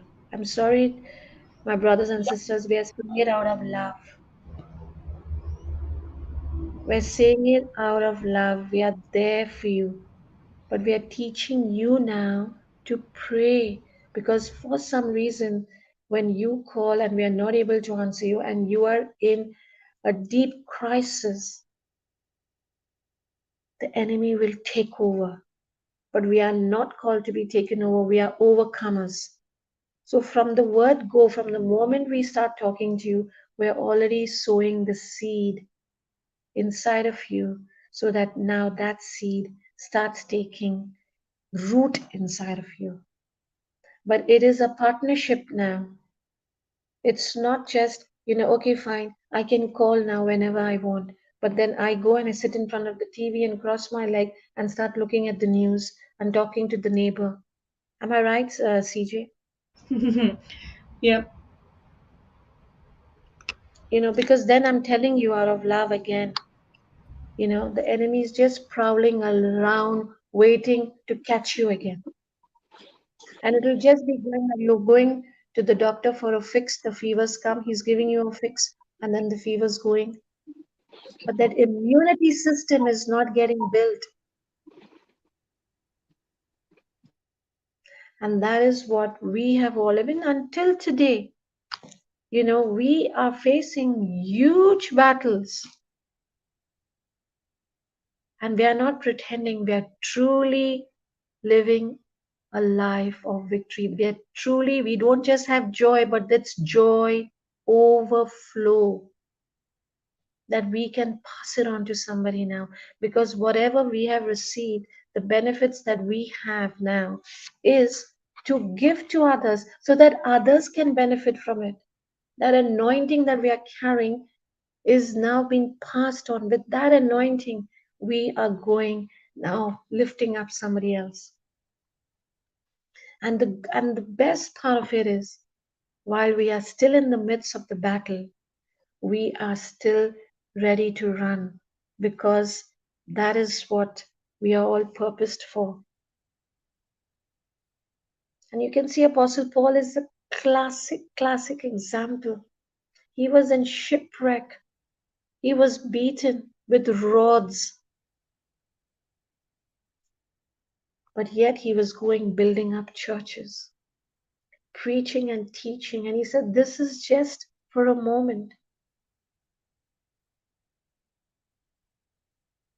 And we are truly, that's why you can see each one of us, we are not willing to take a day off. Even through our day, we are constantly connected. If we are telling you, listen to a teaching, it's because that is exactly what we are doing. We are listening to teachings constantly, filling ourselves, feeding ourselves. Because when we are fed, we can feed others. I cannot say that I have done it until yesterday, now I can go. No. What is Papa doing? He's feeding us. But while he's preaching to us, he's preaching to himself. We are keeping ourselves fully embraced, fully energized. Because that is what the Word of God is. You speak the Word of God, it is impossible that it will not work. Because it's a system. Thank you for mentioning that, Tina, that it's a principle, it's a law, it's a system. You have to get the results. And many a times, because it is seed time, that time is very important for us to focus on. Some things are not coming and getting manifested immediately. Stay put. Keep watering it. How? What is the watering, sister? Keep praising and thanking the Lord. Keep rejoicing. Keep praying in tongues. Keep feeding yourself and reading the word and reading the word. And once you start reading and hearing, because when you're reading, read it aloud, because you're hearing, again, the principle of what you keep hearing and hearing, faith will come. You're hearing your own voice. And if you're hearing it, it's all voice activated. If you're hearing your own voice, you will start seeing, you'll be empowered, you'll be enlightened, you'll feel energized. You'll suddenly get up from that couch and say, hey, that feeling of lethargy, that feeling of feeling low, and that was not your feeling. The enemy was talking to you, putting you down and saying, no, you can sleep for a little while. No, you sit here. Get up and start walking, and now open your mouth and start speaking the scriptures. Take the white book and go into it and start. It's all made ready, made there for you. And once you start activating it, you start speaking it, boom, you will see it going straight to the roof. You're fully energized, you're fully empowered. You're ready to now get yourself into that position of, I'm not going to accept anything. Only I'm going to accept what the Lord has destined for me. And what He has destined for you is richness, is inheritance, is health, is relationships, is marriage, is job, is finance. And more than anything else, it's that relationship that go now and spread the word to everybody who you can, who needs it. So don't hold back. And tongues, yes, you can speak. You can speak it slowly, you can speak it loudly, but it has to be said with your heart. And start it, no matter what, even if you're struggling to say it with your spirit, your heart is your spirit. Start it, do it. and you see where you will reach. You will get started with even one syllable because it's a gift for all. It's not just only for one, it's a gift for all. And those who are interested in getting your gift activated, the tongue's gift, it is the language of the Holy Spirit. You can, for this also, you can call the helpline and somebody, one of our warriors, we will help you to activate it. So everything, the Father is making it so easy, so easy. All you have to just say a yes. Like Dr. Liz, she just said a yes to do the recap. See, where did she land? In Atlanta. Correct, Doctor? Praise God. Yes. Yes. That yes, it wasn't easy for her to say yes to that recap. Because she had to, it was like she was teaching us. It's not easy now for CJ, who's taking down the notes and now boldly, confidently. And while she's doing it, she's also teaching and preaching to herself, isn't it, CJ? Absolutely, absolutely. And Christina, if we can hold just there for a little bit and look at Romans 8, 17 again. Um, let's just go there one second. I was just studying Romans 8:16 yesterday, but this is beautiful, yeah. No, Romans 10, 17, love. What we were on earlier. Go ahead, darling. Yes, Faith, yes. faith comes by hearing and hearing. I just want to reiterate. You've spoken about it, but I want to reiterate. Thank you, Holy Spirit, that the preaching is very, very important. Yes. Very, very important. Because if you look at a practical side of life, okay, each one of us are a particular age in our lives right now. I'm sure there's no 3-year-olds or 2-year-olds listening to this teaching. If they are, praise be to God too. Thank you, Jesus, for that. But those of us who are listening went to school and we were taught by our teachers, and that teaching took us from class 1 to class 2 to class 3 to class 4 to the end of schooling to university and to whatever it is you excelled and academically in. All of that came through teaching. None of them came there with the book under the arm and did some sign language and went about their business. They wrote on the chalkboard. They spoke. They gave us something called homework to do. The same principle works with the Word of God. I've got a book and I cannot keep it under my arm. I can't put it under my pillow. I can't keep it on the shelves. I need to open it and study. And the things that I don't understand, I need help in. I need to go to the teacher. Now, we have had teachers of the Word in our lives in dribs and drabs. If our homes were homes built on the foundation where the Word of God was the highest priority of our family lives, then the language that we will be speaking will only be the Word of God. Like, for instance, in Papa's life, 26 years he's now been preaching and teaching the Word of God. And has Hector Daddy Boy shared the other day, if you give Papa a high five, only the Word of God is going to come out through that hand. Yes, Because, absolutely. yes, because he was feeding himself constantly with God's Word, with the preaching and teaching of the Word of God. That became not first nature, second nature, but it is first nature. It became his lifestyle. And then what became his lifestyle, which was a seed, he said, wow, this is amazing. I'll just go to sleep with it. Did he do that? No. He went about just as Jesus went about, preaching and healing and delivering. Papa followed Jesus, imitated Jesus. And you can only imitate a person when we have fellowship, relationship, intimacy with them. These days, we want to imitate a lot of other people out there. But the true person, the person of Jesus, when we imitate him, we will begin to see what we are learning from him through his word, which comes to us through preaching. Now, 10 years ago, if Papa did not come to Melbourne and preach the way he preached, I will not be sitting here and sharing my life on air. I'm sharing how the word of God is working for me on air.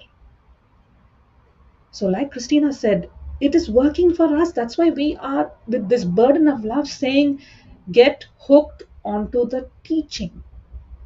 Because you did not go to university, you did not get that MBA, that engineering, that doctorate without being taught. In the same way, if you think, I want to be like Brother Johnson, I too want to talk like Brother Jude. Oh, how nicely they speak. I wish I can also speak like them. No, it doesn't work like that. Wishes don't come easy. There is a labor. We have to labor. And when we labor of hearing the teaching, that teaching is now helping us to make corrections. That teaching is something small. It's very, very small. It's only one scripture that I'm sitting on for days and days and days, where it says, faith comes. Faith comes. That means faith. Hi, faith. Come, welcome. Faith is my buddy. He's my friend. How do I welcome him? I welcome him by hearing. I have to hear. And when I keep hearing and hearing, how do I hear? I hear through preaching. What preaching? There's so much of preaching happening out there. The world is preaching loud in every platform of media. There's lust of the flesh, there's X, Y, and Z things out there. Am I listening to that preaching, or am I hearing the preaching which is the message concerning Christ? When I'm hearing the preaching of the message concerning Christ, then I'm beginning to see, who is this Christ? There's something about him. I want to be like him. Now my focus has shifted from following someone and being in trend with someone in the world to being in trend with someone who is not of this world but living inside of me. And as I'm fellowshipping with him, he himself is revealing himself. Revelation of the word is coming to us every day. Agree? Yes, absolutely. Agree. Thank you, Jude. So, we were talking about the mangoes, When I went to India a couple of months ago, it was mango season. And my cousin's place had this big mango tree, and the mangoes were just falling on the ground. And it looked so tempted because it's just fallen on the ground and it's good. You can just pick it up, wash it, and eat it. But my auntie was like, no, don't eat the mangoes because there will be worms in them. Now, how did that worm get inside the mango? It was sad to see so many mangoes. Imagine that tree was only one seed planted, but now the tree is loaded and there's mangoes loaded on the tree. There's mangoes falling all over the ground, but the mangoes cannot be eaten because of worms in the mangoes. Somewhere along the line, there came some corruption, some sickness to the tree. The seed was always impeccable, incorruptible, nothing corrupting about that seed. It was pure. But the cares of this world, the infection in the world, has now caused the tree to get some kind of sickness. And who needs treatment when they are sick? Who gives the treatment? The doctor does. Oh, yeah. So just as the tree needed treatment for it to bear good mangoes, you and I also need treatment. Because if I don't get treatment, which comes through the preaching and teaching of the Word of God, I will be bearing rotten fruit with worms and carnal thinking and lustful thinking, and producing all the fruits of the darkness, of the kingdom of darkness, and not producing the fruits of the kingdom of God. So one way I can know is by looking at my life, and if I can see sickness, this, that, etc., etc., which does not align with God's word, I must straight away know that I have identified myself with the kingdom of darkness and not with the kingdom of light. I have to know that it must come to my realization. If it hasn't, today is the day that if we are seeing some problem in our life and we do not know who's the cause of it, why is it happening to me, why me, why me, why me, we need to ask ourselves, whose shadow have I been sitting under all these years? The shadow of the Almighty or the shadow of the enemy?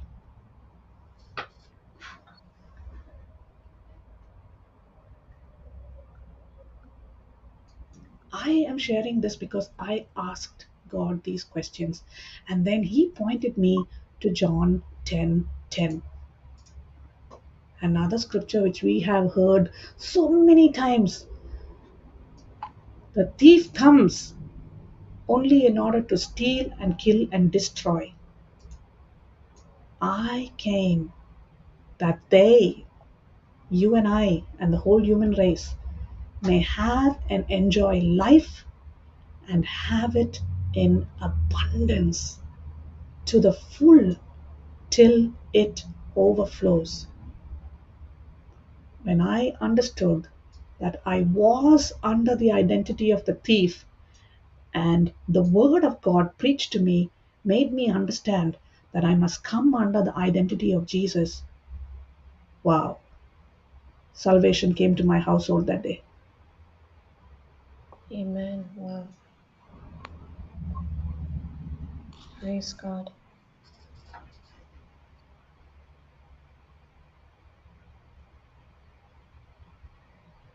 I shall hand on to Ranchi and to Ahmedabad. Praise God. Thank you, Jesus. Thank you for Thank you, Holy today. Spirit. Praise God. Praise God. Thank you, Jesus. Thank you, Jesus. Thank you, Praise God, Jesus. sister. Beautiful. CJ, TR, Lisbeth. It is all, as CJ always says, scuba diving.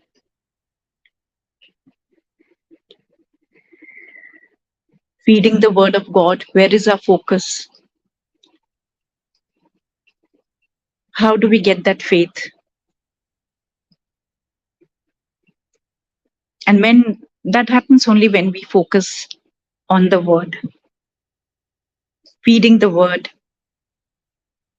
digging on the word, eating and chewing that word daily, believing and speaking it aloud. That's faith in action. Praise God. Listening, hearing, when you've heard that message, what is told, the gospel of Christ,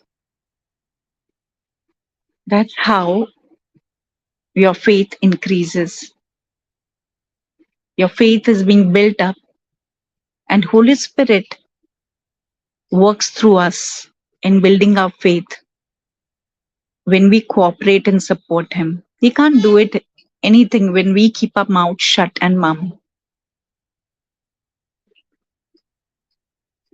And as CJ said, Ephesians 1:3, we are already blessed with every spiritual blessing in the heavenly places in Christ Jesus. It has been given to us. All spiritual blessings.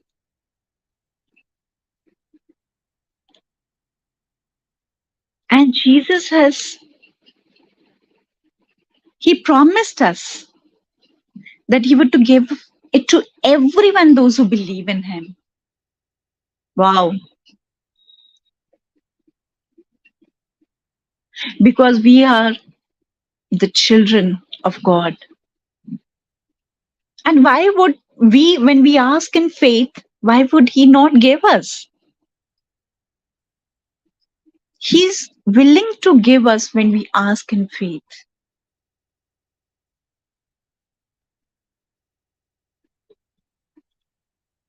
And that's what Ephesians 1:3 talks about. He has promised, he has given his power, his anointing to every believer.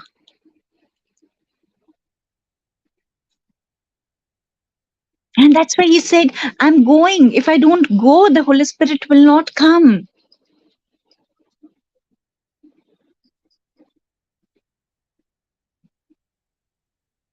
Peter was talking about it, that all men should receive the gift of the Holy Spirit. The early church, they all wanted all believers to receive the anointing.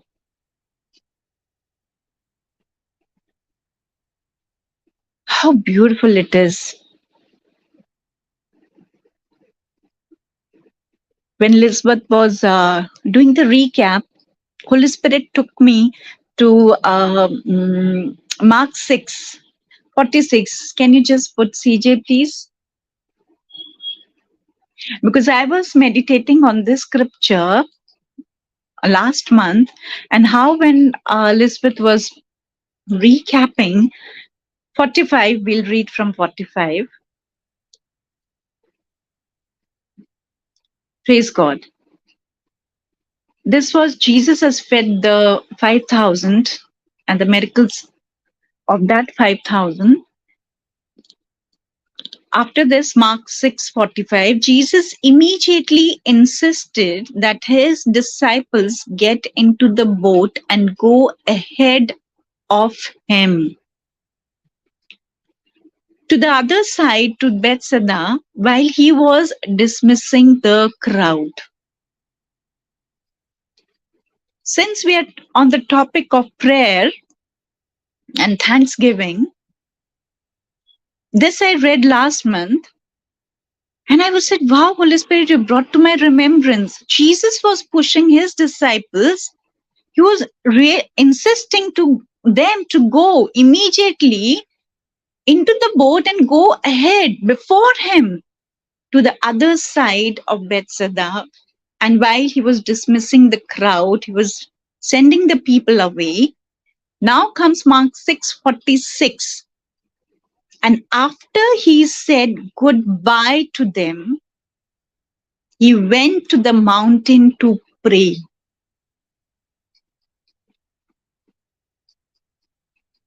And we have read this many times. Jesus going and praying to the Heavenly Father. Praying for all of us. That's why he wanted his disciples to go ahead of him, because he knew what they will be facing. So when we come in prayer, Jesus already knows what we are facing. He knows the storm would come. He knew the disciples are going to face the storm. That's why he was pushing them. In the same way, we also go through storms in our life, troubles. And how do we face them? And there Jesus went to pray. And I just was looking at the scripture. He went to the mountain to pray for them.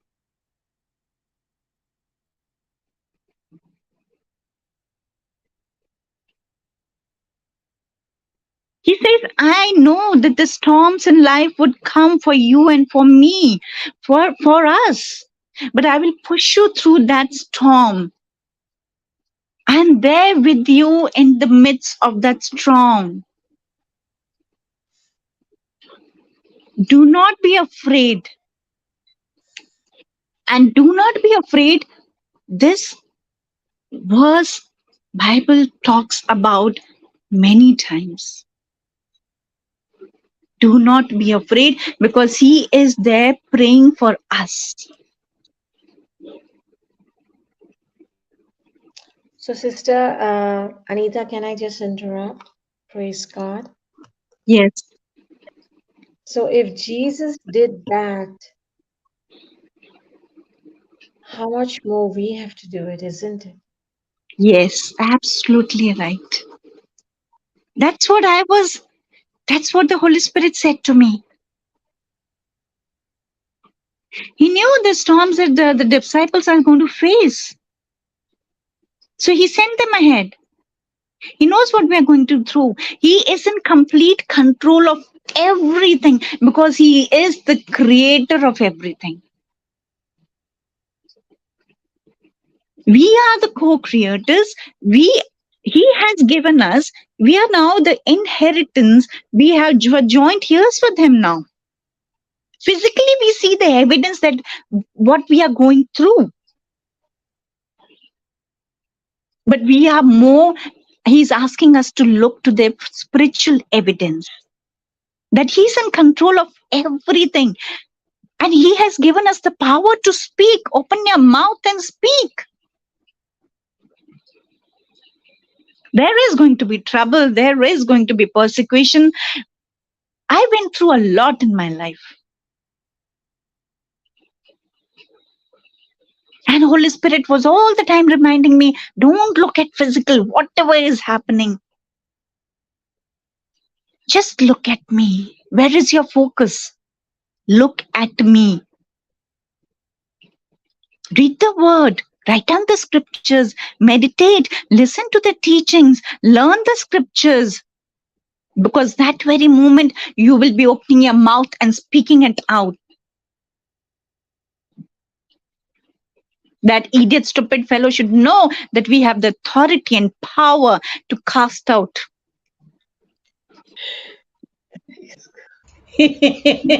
The authority has already been given. Jesus Wow. is praying to the Father. He's praying, he's pleading our case. Isn't it so beautiful? Yes, and Yes. if you do not make those deposits, how will you fire in the time of need? Absolutely. Imagine I in mean, the name of Jesus, he has given us everything. Mark 16 onwards talks about it. These signs shall follow them. They will cast out demons. They will speak in tongues. Everything has been given to us. And I'm sure most of us knows the scriptures, but how do we apply that scripture in the midst of storm?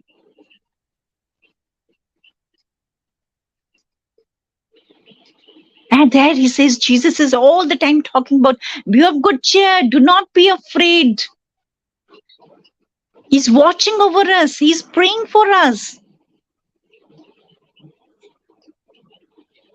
He's praying to the Father. He knows our weaknesses. He knows what we go through. But where is our focus?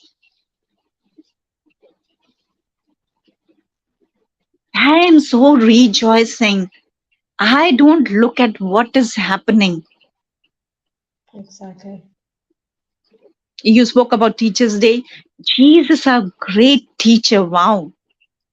I know. What truth he has taught us and given us. And look at the power and authority that he has given us, the anointing. Come on, open your mouth and let that stupid know that we have everything now. He's under our feet. Thank you, Jesus.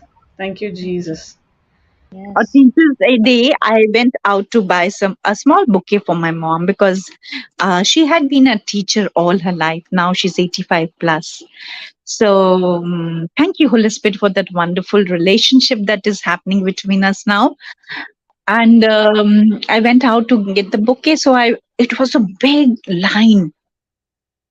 And my husband asked me to come quickly because I had to give him lunch, and he doesn't have his lunch without me. So I was praying in tongues, and I was praying for people there.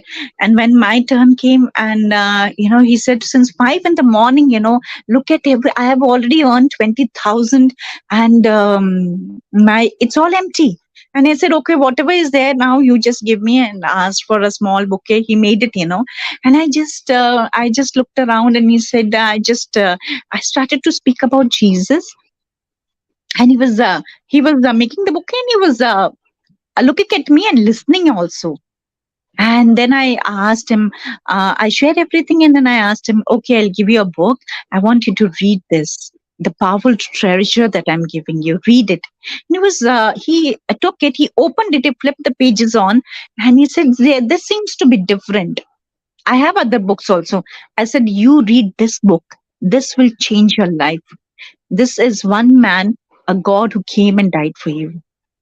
And I had gone into an auto rickshaw. The same auto rickshaw was waiting. And when I came back, the same person, I started to speak to him about Jesus. And he said, yes, I know Jesus. And he was listening to me, and he was looking from his mirror, and he was looking back. I said, no, don't look back. Look at the traffic. You just keep listening. And when I got down, I gave him another white book of Hindi. And I was so overjoyed. I said, wow, thank you, Holy Spirit. I went out to get a bouquet and preached the gospel to 2 people, another. Amen. And mom was so shocked and surprised with overjoyed. She said, wow, this is for me. I said, yeah, one teacher giving it to another teacher. Amen. Praise Jesus. Praise Jesus. Thank you, Jesus. That is how it has to be. Praise God. Thank you, Jesus. Not looking at the physical situation, looking at what Jesus has done it. And now it's a time to pray, asking in faith. And he's there ready, willing to give to each one of us who ask in faith.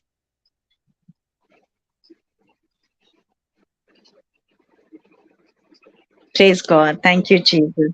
Praise Jesus. Thank you, Jesus. Thank you, Jesus. Thank you, Jesus. Thank you, Jesus. Thank you, Lord. That was beautiful. I know. We know that Jesus came to die for us. But today, when you read that scripture, it just hit me like, wow. He was not asking the Lord for instructions. He was praying for his disciples. Wow. He was praying for them. He Yes. knew they were going to test. They were going to Mm. pass a test. Mm. And just like the mother eagle, you know, pushing the eaglets out of the nest so that they have to fly for the first time. He was praying for them. Wow. Absolutely. We Praise call. God. He's such an amazing father, and he's doing the same for us. Like about 2 days ago, I woke up from my sleep and I knew I was dreaming something. And I said, Lord, what was I dreaming? I was dreaming of some preacher preaching, okay? But then, and I was sitting there, and while a lady passed the preacher, but whispered in my ears Psalm 91. Okay, so when I woke up, that lady who whispered Psalm 91 in my ears kept on while I'm brushing my teeth, I'm getting ready. I'm like, Psalm 91. The Lord, He talks to us in our dreams. In our dreams, He tells us things. And so I drove, I went to work, finished with the class in the morning, but it was in my heart. And while I was driving back, I said, Lord, what was that Psalm 91 you told me in my dream? What I'm supposed to do? And I just started praying the Psalm 91 continuously from that day till today. And whoever I'm talking to, I'm ministering, I'm saying, please say the Psalm 91. You understand what I'm saying, Dr. Liz?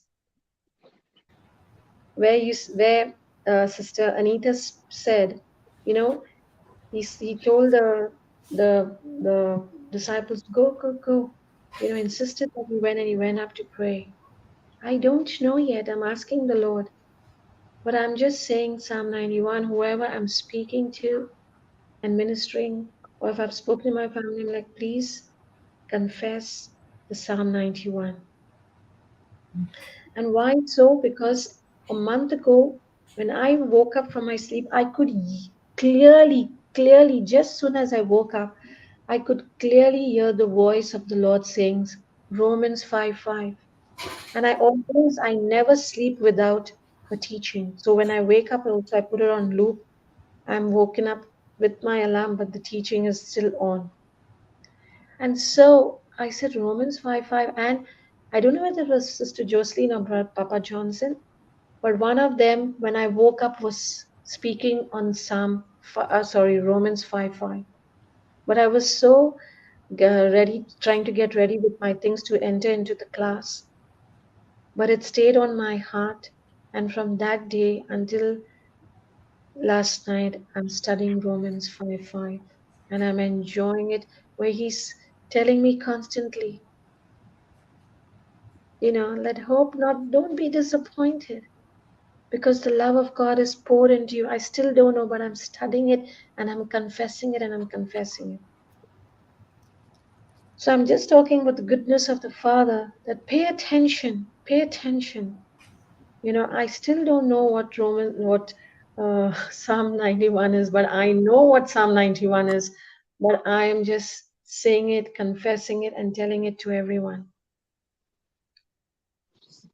And that is what, when he goes up to pray, he's praying for us. He's talking to us through people, through preachers, through a teaching, through our dreams. Praise God. Thank you, Jesus. Thank you, Jesus. Beautiful, beautiful, and this is all I would say, Christina. This is all this life that we are living now. It's not our life, as the scripture Yes, says. It's not our life. It yes, is the life of Christ, because Christ is the one who has given us this fullness of life now.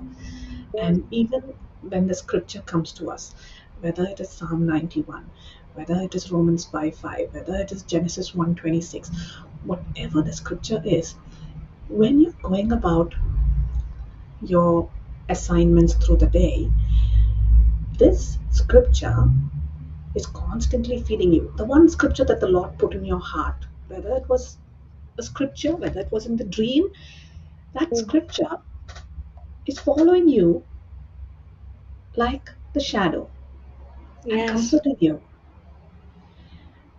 And because we are going to go out from here and there will be opposition, yes, there will be a fiery trial. But because God's word, the preaching and teaching that we have received through God's word, has become the foundation of our lives. Now, God's word in us, deeply rooted in us, is giving us the power to obey His word in the midst of opposition and fiery trial. So, when the trial comes, I'm holding on to Romans 5:5 and I'm saying, God never disappoints me. His love yes, has been poured out into my heart through the Holy Spirit. So that scripture that is given to us is like the shadow following me everywhere and giving me comfort, consolation, direction, discernment, helping in every area of my life. Amen. amen, amen. Thank you, Jesus.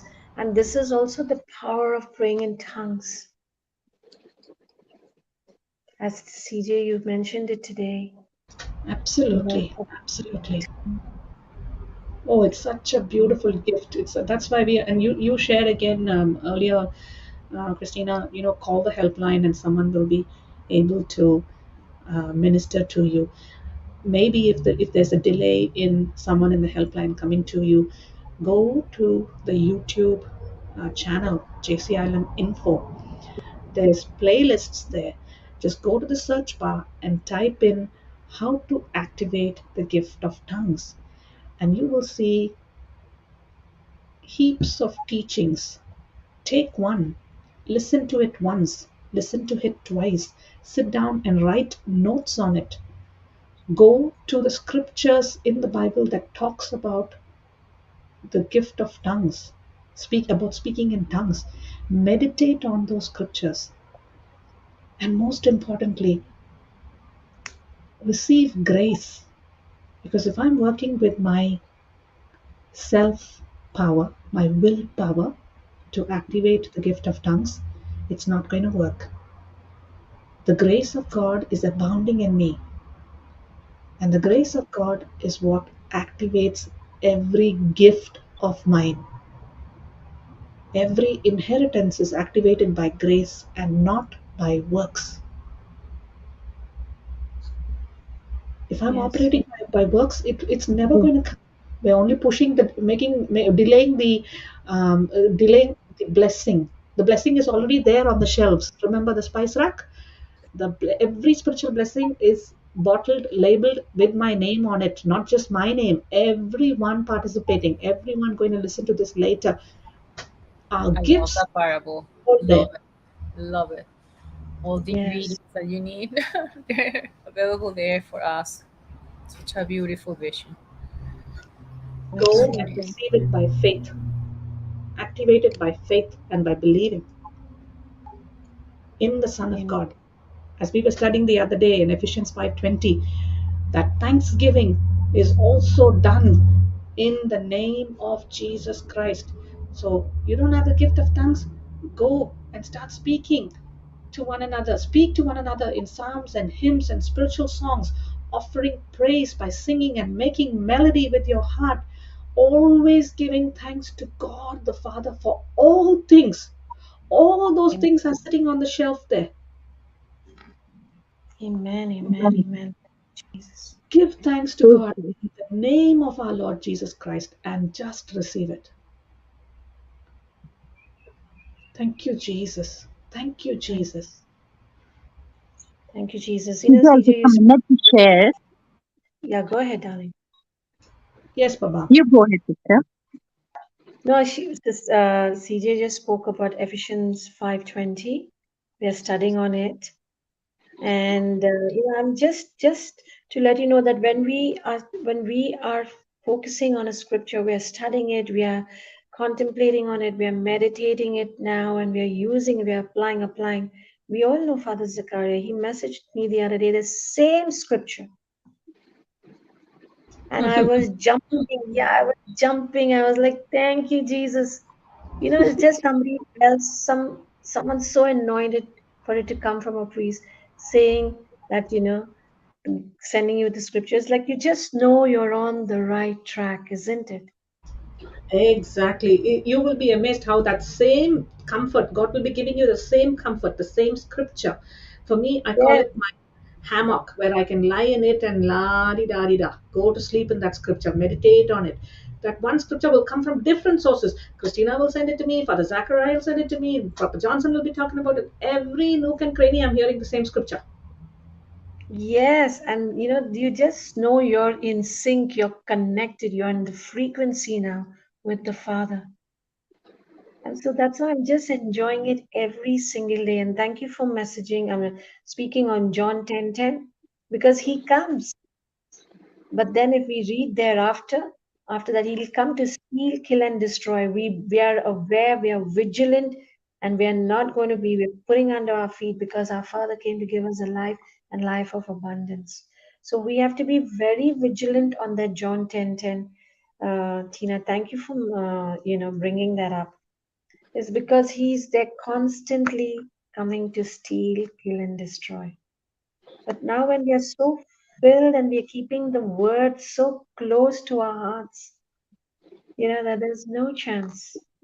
The Father is talking to you constantly in a dream through somebody else, and telling you, my child, press forward, hold the scripture on,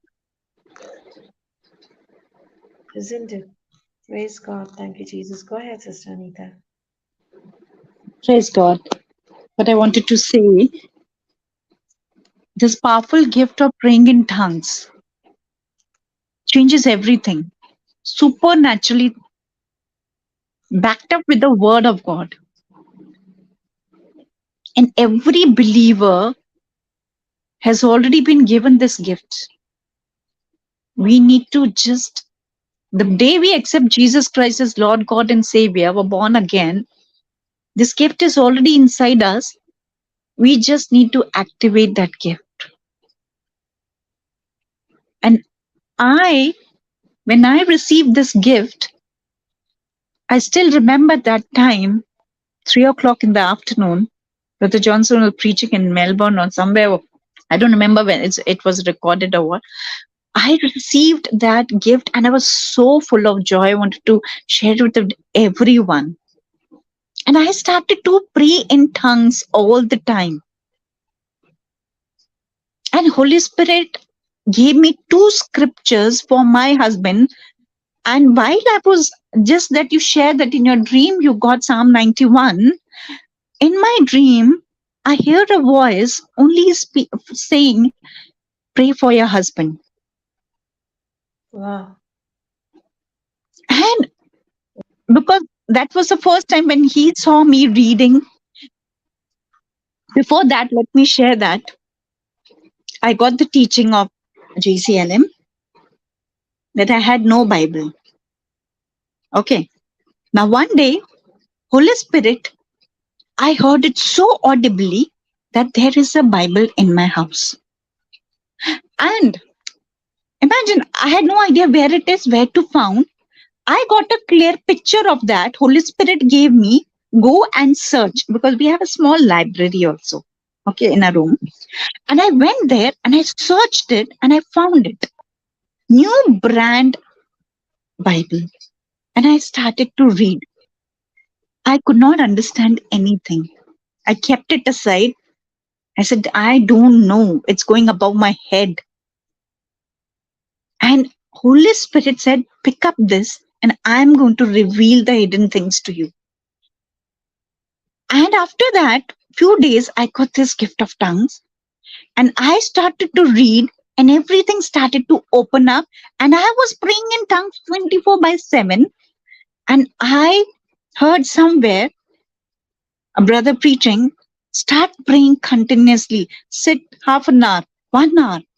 And that started 1 hour, 1.5 hours, 2 hours. And he gave me 2 scriptures.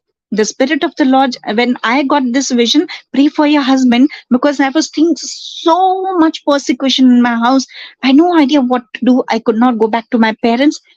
I believe, thank you, Lord. I declare Acts 16:31 there. You said, believe that household are saved. And so many years, I've not spoken to them. I've not seen them. So I said, what to do? And every day he was saying, get out of my house. So Holy Spirit that day said, pray for your husband. And he gave me 2 scriptures, only 2. The Spirit of the Lord Jesus is upon my husband. My Jesus himself has anointed him, filled his heart with love, and set him free from every curse and bondage. He has the mind of Christ and wisdom of God.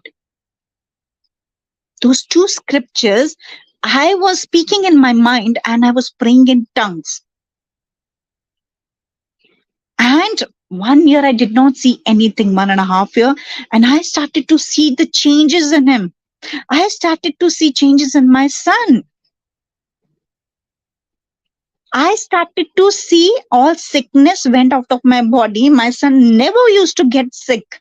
Never.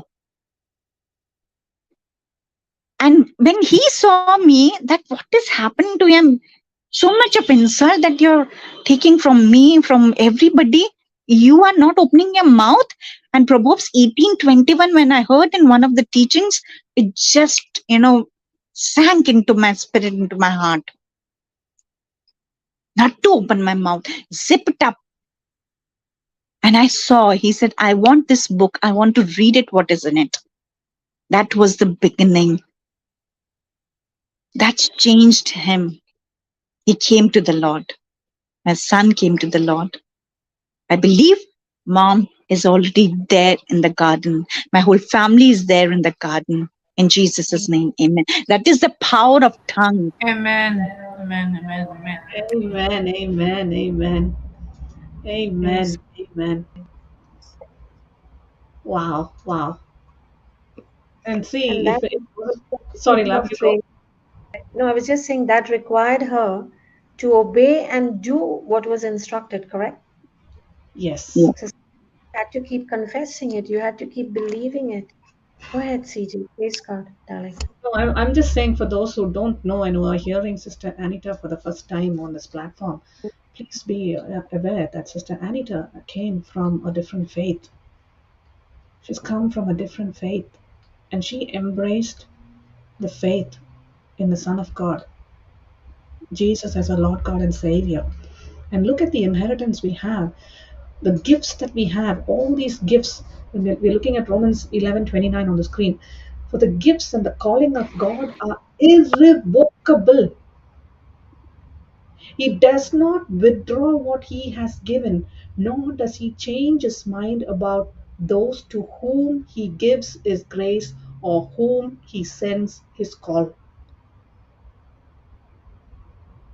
Whether you are a Amen. believer or non believer, when we accept Jesus Christ as our Lord God and Savior, truly accept Him, where we might have been in the faith, we might have been born in the faith, but we did not know Him. We come to know Him when we are fellowshipping with Him through the Scriptures, when the Scriptures are being taught, and that's why the Scripture also says that He opened the eyes of understanding of the disciples. Now these gifts that God has on the shelf for us, they are irrevocable. He never takes them back. He does not change his mind about it. I might give something to someone and say, oh, that person really didn't deserve it. I should not have given them that gift. They don't really need it. But God is not like that. He's not partial. The gifts are irrevocable, which means you already have the gift of tongues. So the Holy Spirit has taken us here on this topic of tongues because we know, for us who we are ardently talking about it, because we can see the inheritance, we can see the benefits of speaking in tongues. If you go to the JCILM YouTube channel, there is someone on the platform pretty much right through the day, always speaking in tongues. If you can speak in the gift of tongues, call up one of your prayer buddies and say, can we just pray in tongues? Have an intention that you're praying for. Christina and I, we join into the Melbourne praying in tongues. There's praying in tongues in Canada. There's praying in tongues in India. Round the clock, some country is praying somewhere in tongues. And there are intentions that we are praying for. Yeah, there's also in Kuwait, Sister Clara at 9 Dubai time. I would know. I think Dubai time 9. So 10:30 India time. Yeah. So they're 30 minutes there as well. Praise And generally, Jesus. Thank you, Jesus. happening around the globe. Yeah. Sister Elizabeth does it. And Sister Myra and a couple of them. Yeah. Praise God. If you think that you don't have a partner to pray with, the Holy Spirit is your partner. The let us who created the universe, who holds all things together in the Genesis 1:26, he said, let us, God said, let us, Father, Son, and Holy Spirit. So we are not alone. If we think we are alone, we don't have somebody to partner and pray with, know that we have the Holy Spirit. We have God the Father, Son, and the Holy Spirit with us. Let us is with us. Pray with the let us. Thank you, Holy Spirit. Sister Sinjina, we didn't hear from you. Sorry, we've been Praise overshot the God. class. We have listened and we have shared enough. Thank you, Jesus. Same here. I too had a different experience this morning, even 4 o'clock. When I got up, one of member has sent me the teaching about Sister Jocelyn. So yes, last night I was going through some something, and I put on tongues and went to sleep. Morning 4 o'clock when I got up, this teaching was there, and she was speaking just 1/5 only. She gave this retreat, and she says this that note seekers. Spiritual warfare takes place in the arena of your mind when Satan puts pressure on your thinking to turn you away from the word of God. Your mind is the arena where you will either win or lose the battle of your life. After all, we are listening this choice is in us with us. It is up to us to take or no. Whatever today from 6 o'clock we are sharing and giving the word, and when Sister CJ also said the Bible is the full of treasure. You dig and dig and dig, it will not finish. As a Sister Kristen also said, one word of God only she's going on listening and meditating and whatever. Only one sentence. I remember Sister Jocelyn also was telling, I going on repeating and reflect on it, the same sentence for 1 year. Even Sister Kiyomi, praise God. That's what we do. Every day is that is the treasure. We dig how the merchant went and searched and found, and what he has the desire to get in. That's what we say, but already we are having running time. But thank God for this beautiful opportunity. As we are saying, every moment we have to thank God. Yes. Yesterday, when I was taking the class on Mother Mary in one group, so I was thinking, it's a reflecting, even Mother Mary has gone through all these things what we are living today as just human being. Luke 138 says that once she said, let it be done, an angel departed from her life. Angel did not to walk around every day with her, holding hand, do this, saying that you are a mother of God. No, she lived as a normal life, as Sister Anita shared, Sister CJ, Sister Elizabeth, everyone is sharing.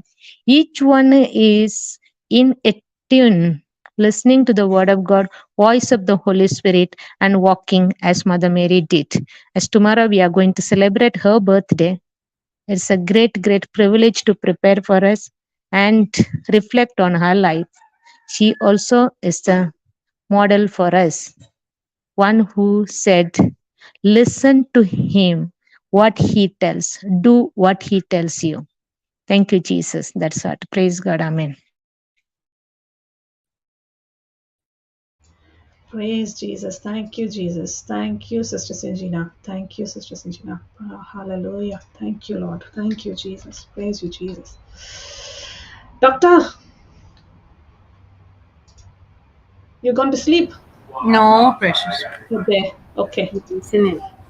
Listening. Praise God. Way past our time, Doctor. We should go to our next Yeah. assignment. Yes. Praise God. Everyone was inspired today, so we were just letting the Holy Spirit let. Thank you, everyone, for sharing. It's beautiful how the Holy Spirit just gives us that love that we were talking today.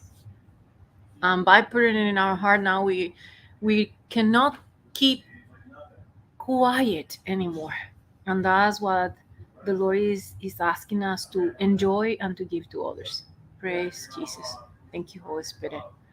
So let's all pray in tongues for a couple of minutes, and then we'll move into the Thanksgiving prayer. Praise Jesus. Thank you, Holy Spirit. Praise God. Namara karara para para para para para para.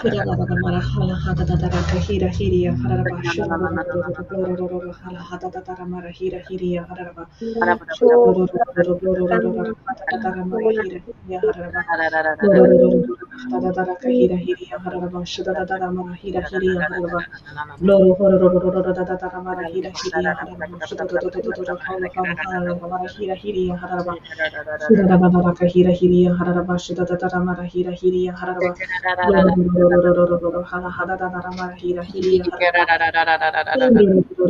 Hadadara Marahira Hiria Haraba Shadadara Kahira Hiria Haraba Hana Hadadara Marahira Hiria Haraba Shadadara Marahira Hiria Haraba Glororo Hadadara Marahira Hiria Haraba Shadadara Kahira Hiria Haraba Glora Hadadara Marahira Hiria Haraba Shadadara Marahira Hiria Haraba Glororo Hadadara Marahira Hiria Haraba Kahira Hiria Haraba Hala Hadadara Marahira Hiria Haraba Shadadara Kahira Hiria Haraba Glororo Hala Hadadara Marahira Hiria Haraba Shadadara Kahira Hiria Haraba Glororo Hala Hadadara Marahira Hiria Haraba Shadadara Marahira Hiria Haraba Gloro Holo Hala Hadadara Marahira Hiria Haraba Shadadara Kahira Hiria Haraba Hala Hadadara Marahira Hiria Haraba Shadadara Marahira Hiria Haraba Glororo Hadadara Marahira Hiria Haraba Shadadara Kahira Hiria Haraba Glororo Hadadara Marahira Hiria Haraba Shadadara Kahira Hiria Haraba Glororo Hadadara Marahira Hiria Haraba Shadadara Kahira Hiria Haraba Gloro Hala Hadadara Marahira Hiria Haraba Shadadara Kahira Hiria Haraba Glororo Hala Hadadara Marahira Hiria Haraba Shadadara Marahira Hiria Haraba Glororo Hala Hadadara Marahira Hiria Haraba Shadadara Kahira Hiria Haraba Glororo Hadadara Marahira Hiria Haraba Hala Hadadara Marahira Hiria Haraba Shadadara Kahira Hiria Haraba Gloro Hala Hadadara Marahira Hiria Haraba Shadadara Kahira Hiria Haraba Glororo Hala Hadadara Marahira Hiria Haraba Shadadara Marahira Hiria Haraba Kahira Hiria Haraba Gloro Hala Hadadara Marahira Hiria Haraba Shadadara Kahira Hiria Haraba Glororo Hala Hadadara Marahira Hiria Haraba Shadadara Marahira Hiria Haraba Glororo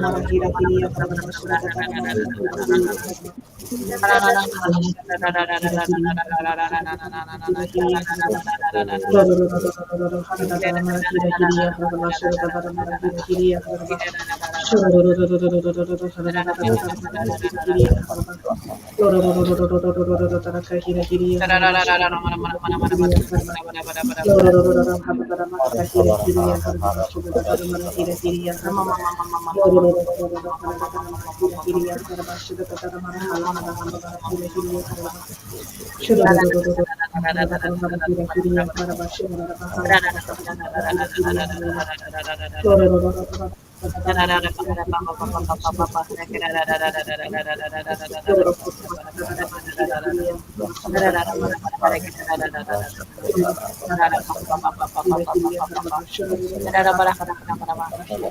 Thank you, Father. Thank you, Jesus. Thank you, Thank you, Lord. Jesus. Thank you, Jesus. We have been here in the name of the Father, and of the Son, and of the Holy Spirit. Amen. Amen. Thank you, Abba Father. Thank you, Jesus. Thank you, Holy Spirit, for opening our minds to understand the scriptures every day. This is your desire for us, that we know you through your word and through the preaching and teaching of your word. Thank you for being so mindful of us. At one time, we came to you and said, I want my share.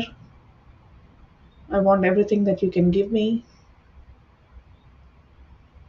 a big fat bank balance, a good family life, a house, the fancy cars, food on the table, clothes on my back, shoes on my feet, all the bling in the world. That's what I came asking for.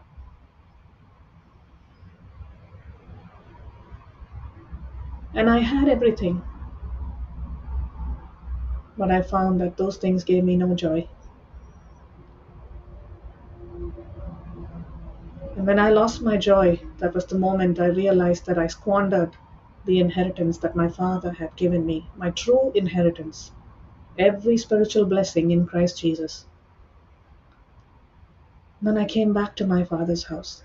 He lovingly brought me home to my first love, Christ Jesus, His Son.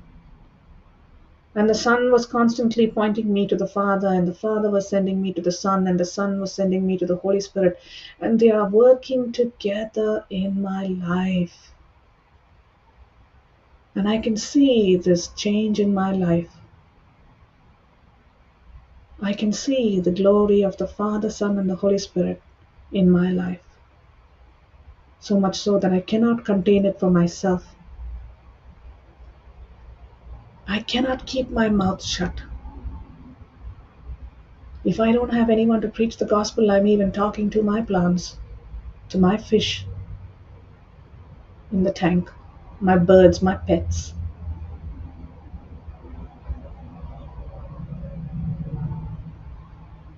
Father, I thank you for this new life. Jesus, I thank you that you are working with me in this new life. And Holy Spirit, I thank you that you are giving me counsel, wisdom, discernment, knowledge, and understanding, power and might to tackle every assignment with kingdom principles and not with the kingdom of this world, not with the principles from this world. Thank you that in your word I find comfort, I find peace, I find every spiritual blessing. And who is this word? Jesus Christ, you are the living word. Where else can we go, Lord? You have the words of eternal life. We thank you that what we have received today, we take it with us, carry it with us as the precious treasure that we have found, and we go and share it with others. We do not keep the seed, the incorruptible seed, God's word that we have received, on the bench top or in a jar. We have received it by faith and believe it, and we go forth and plant it in our heart soil and in the heart soil of others. And that's where we begin to see the increase. I begin to grow more and more in the Word of God when I begin to share that Word of God with others. Thank you for teaching us this principle today, this system, that just as 1 plus 1 is 2, I must take one scripture and go and speak it out in faith. And that scripture, when spoken in faith, in right standing with God, has the power to interfere, to meddle in my everyday living and bring forth the heavenly harvest that is in that scripture. Thank you, Father, for all these things that we have in the name of Jesus Christ of Nazareth and by the power of His Holy Spirit working in us and giving to us these accompanying signs and wonders. Thank you, Jesus. In the name of the Father, and of the Son, and of the Holy Spirit. Amen. Amen. Amen. Amen. Amen. Beautiful. Thank you, Jesus. Amen. Amen. Praise God. Praise God. Thank you. Thank you, Sister CJ. Thank you, Sister Thea. Thank you, Sister Elizabeth.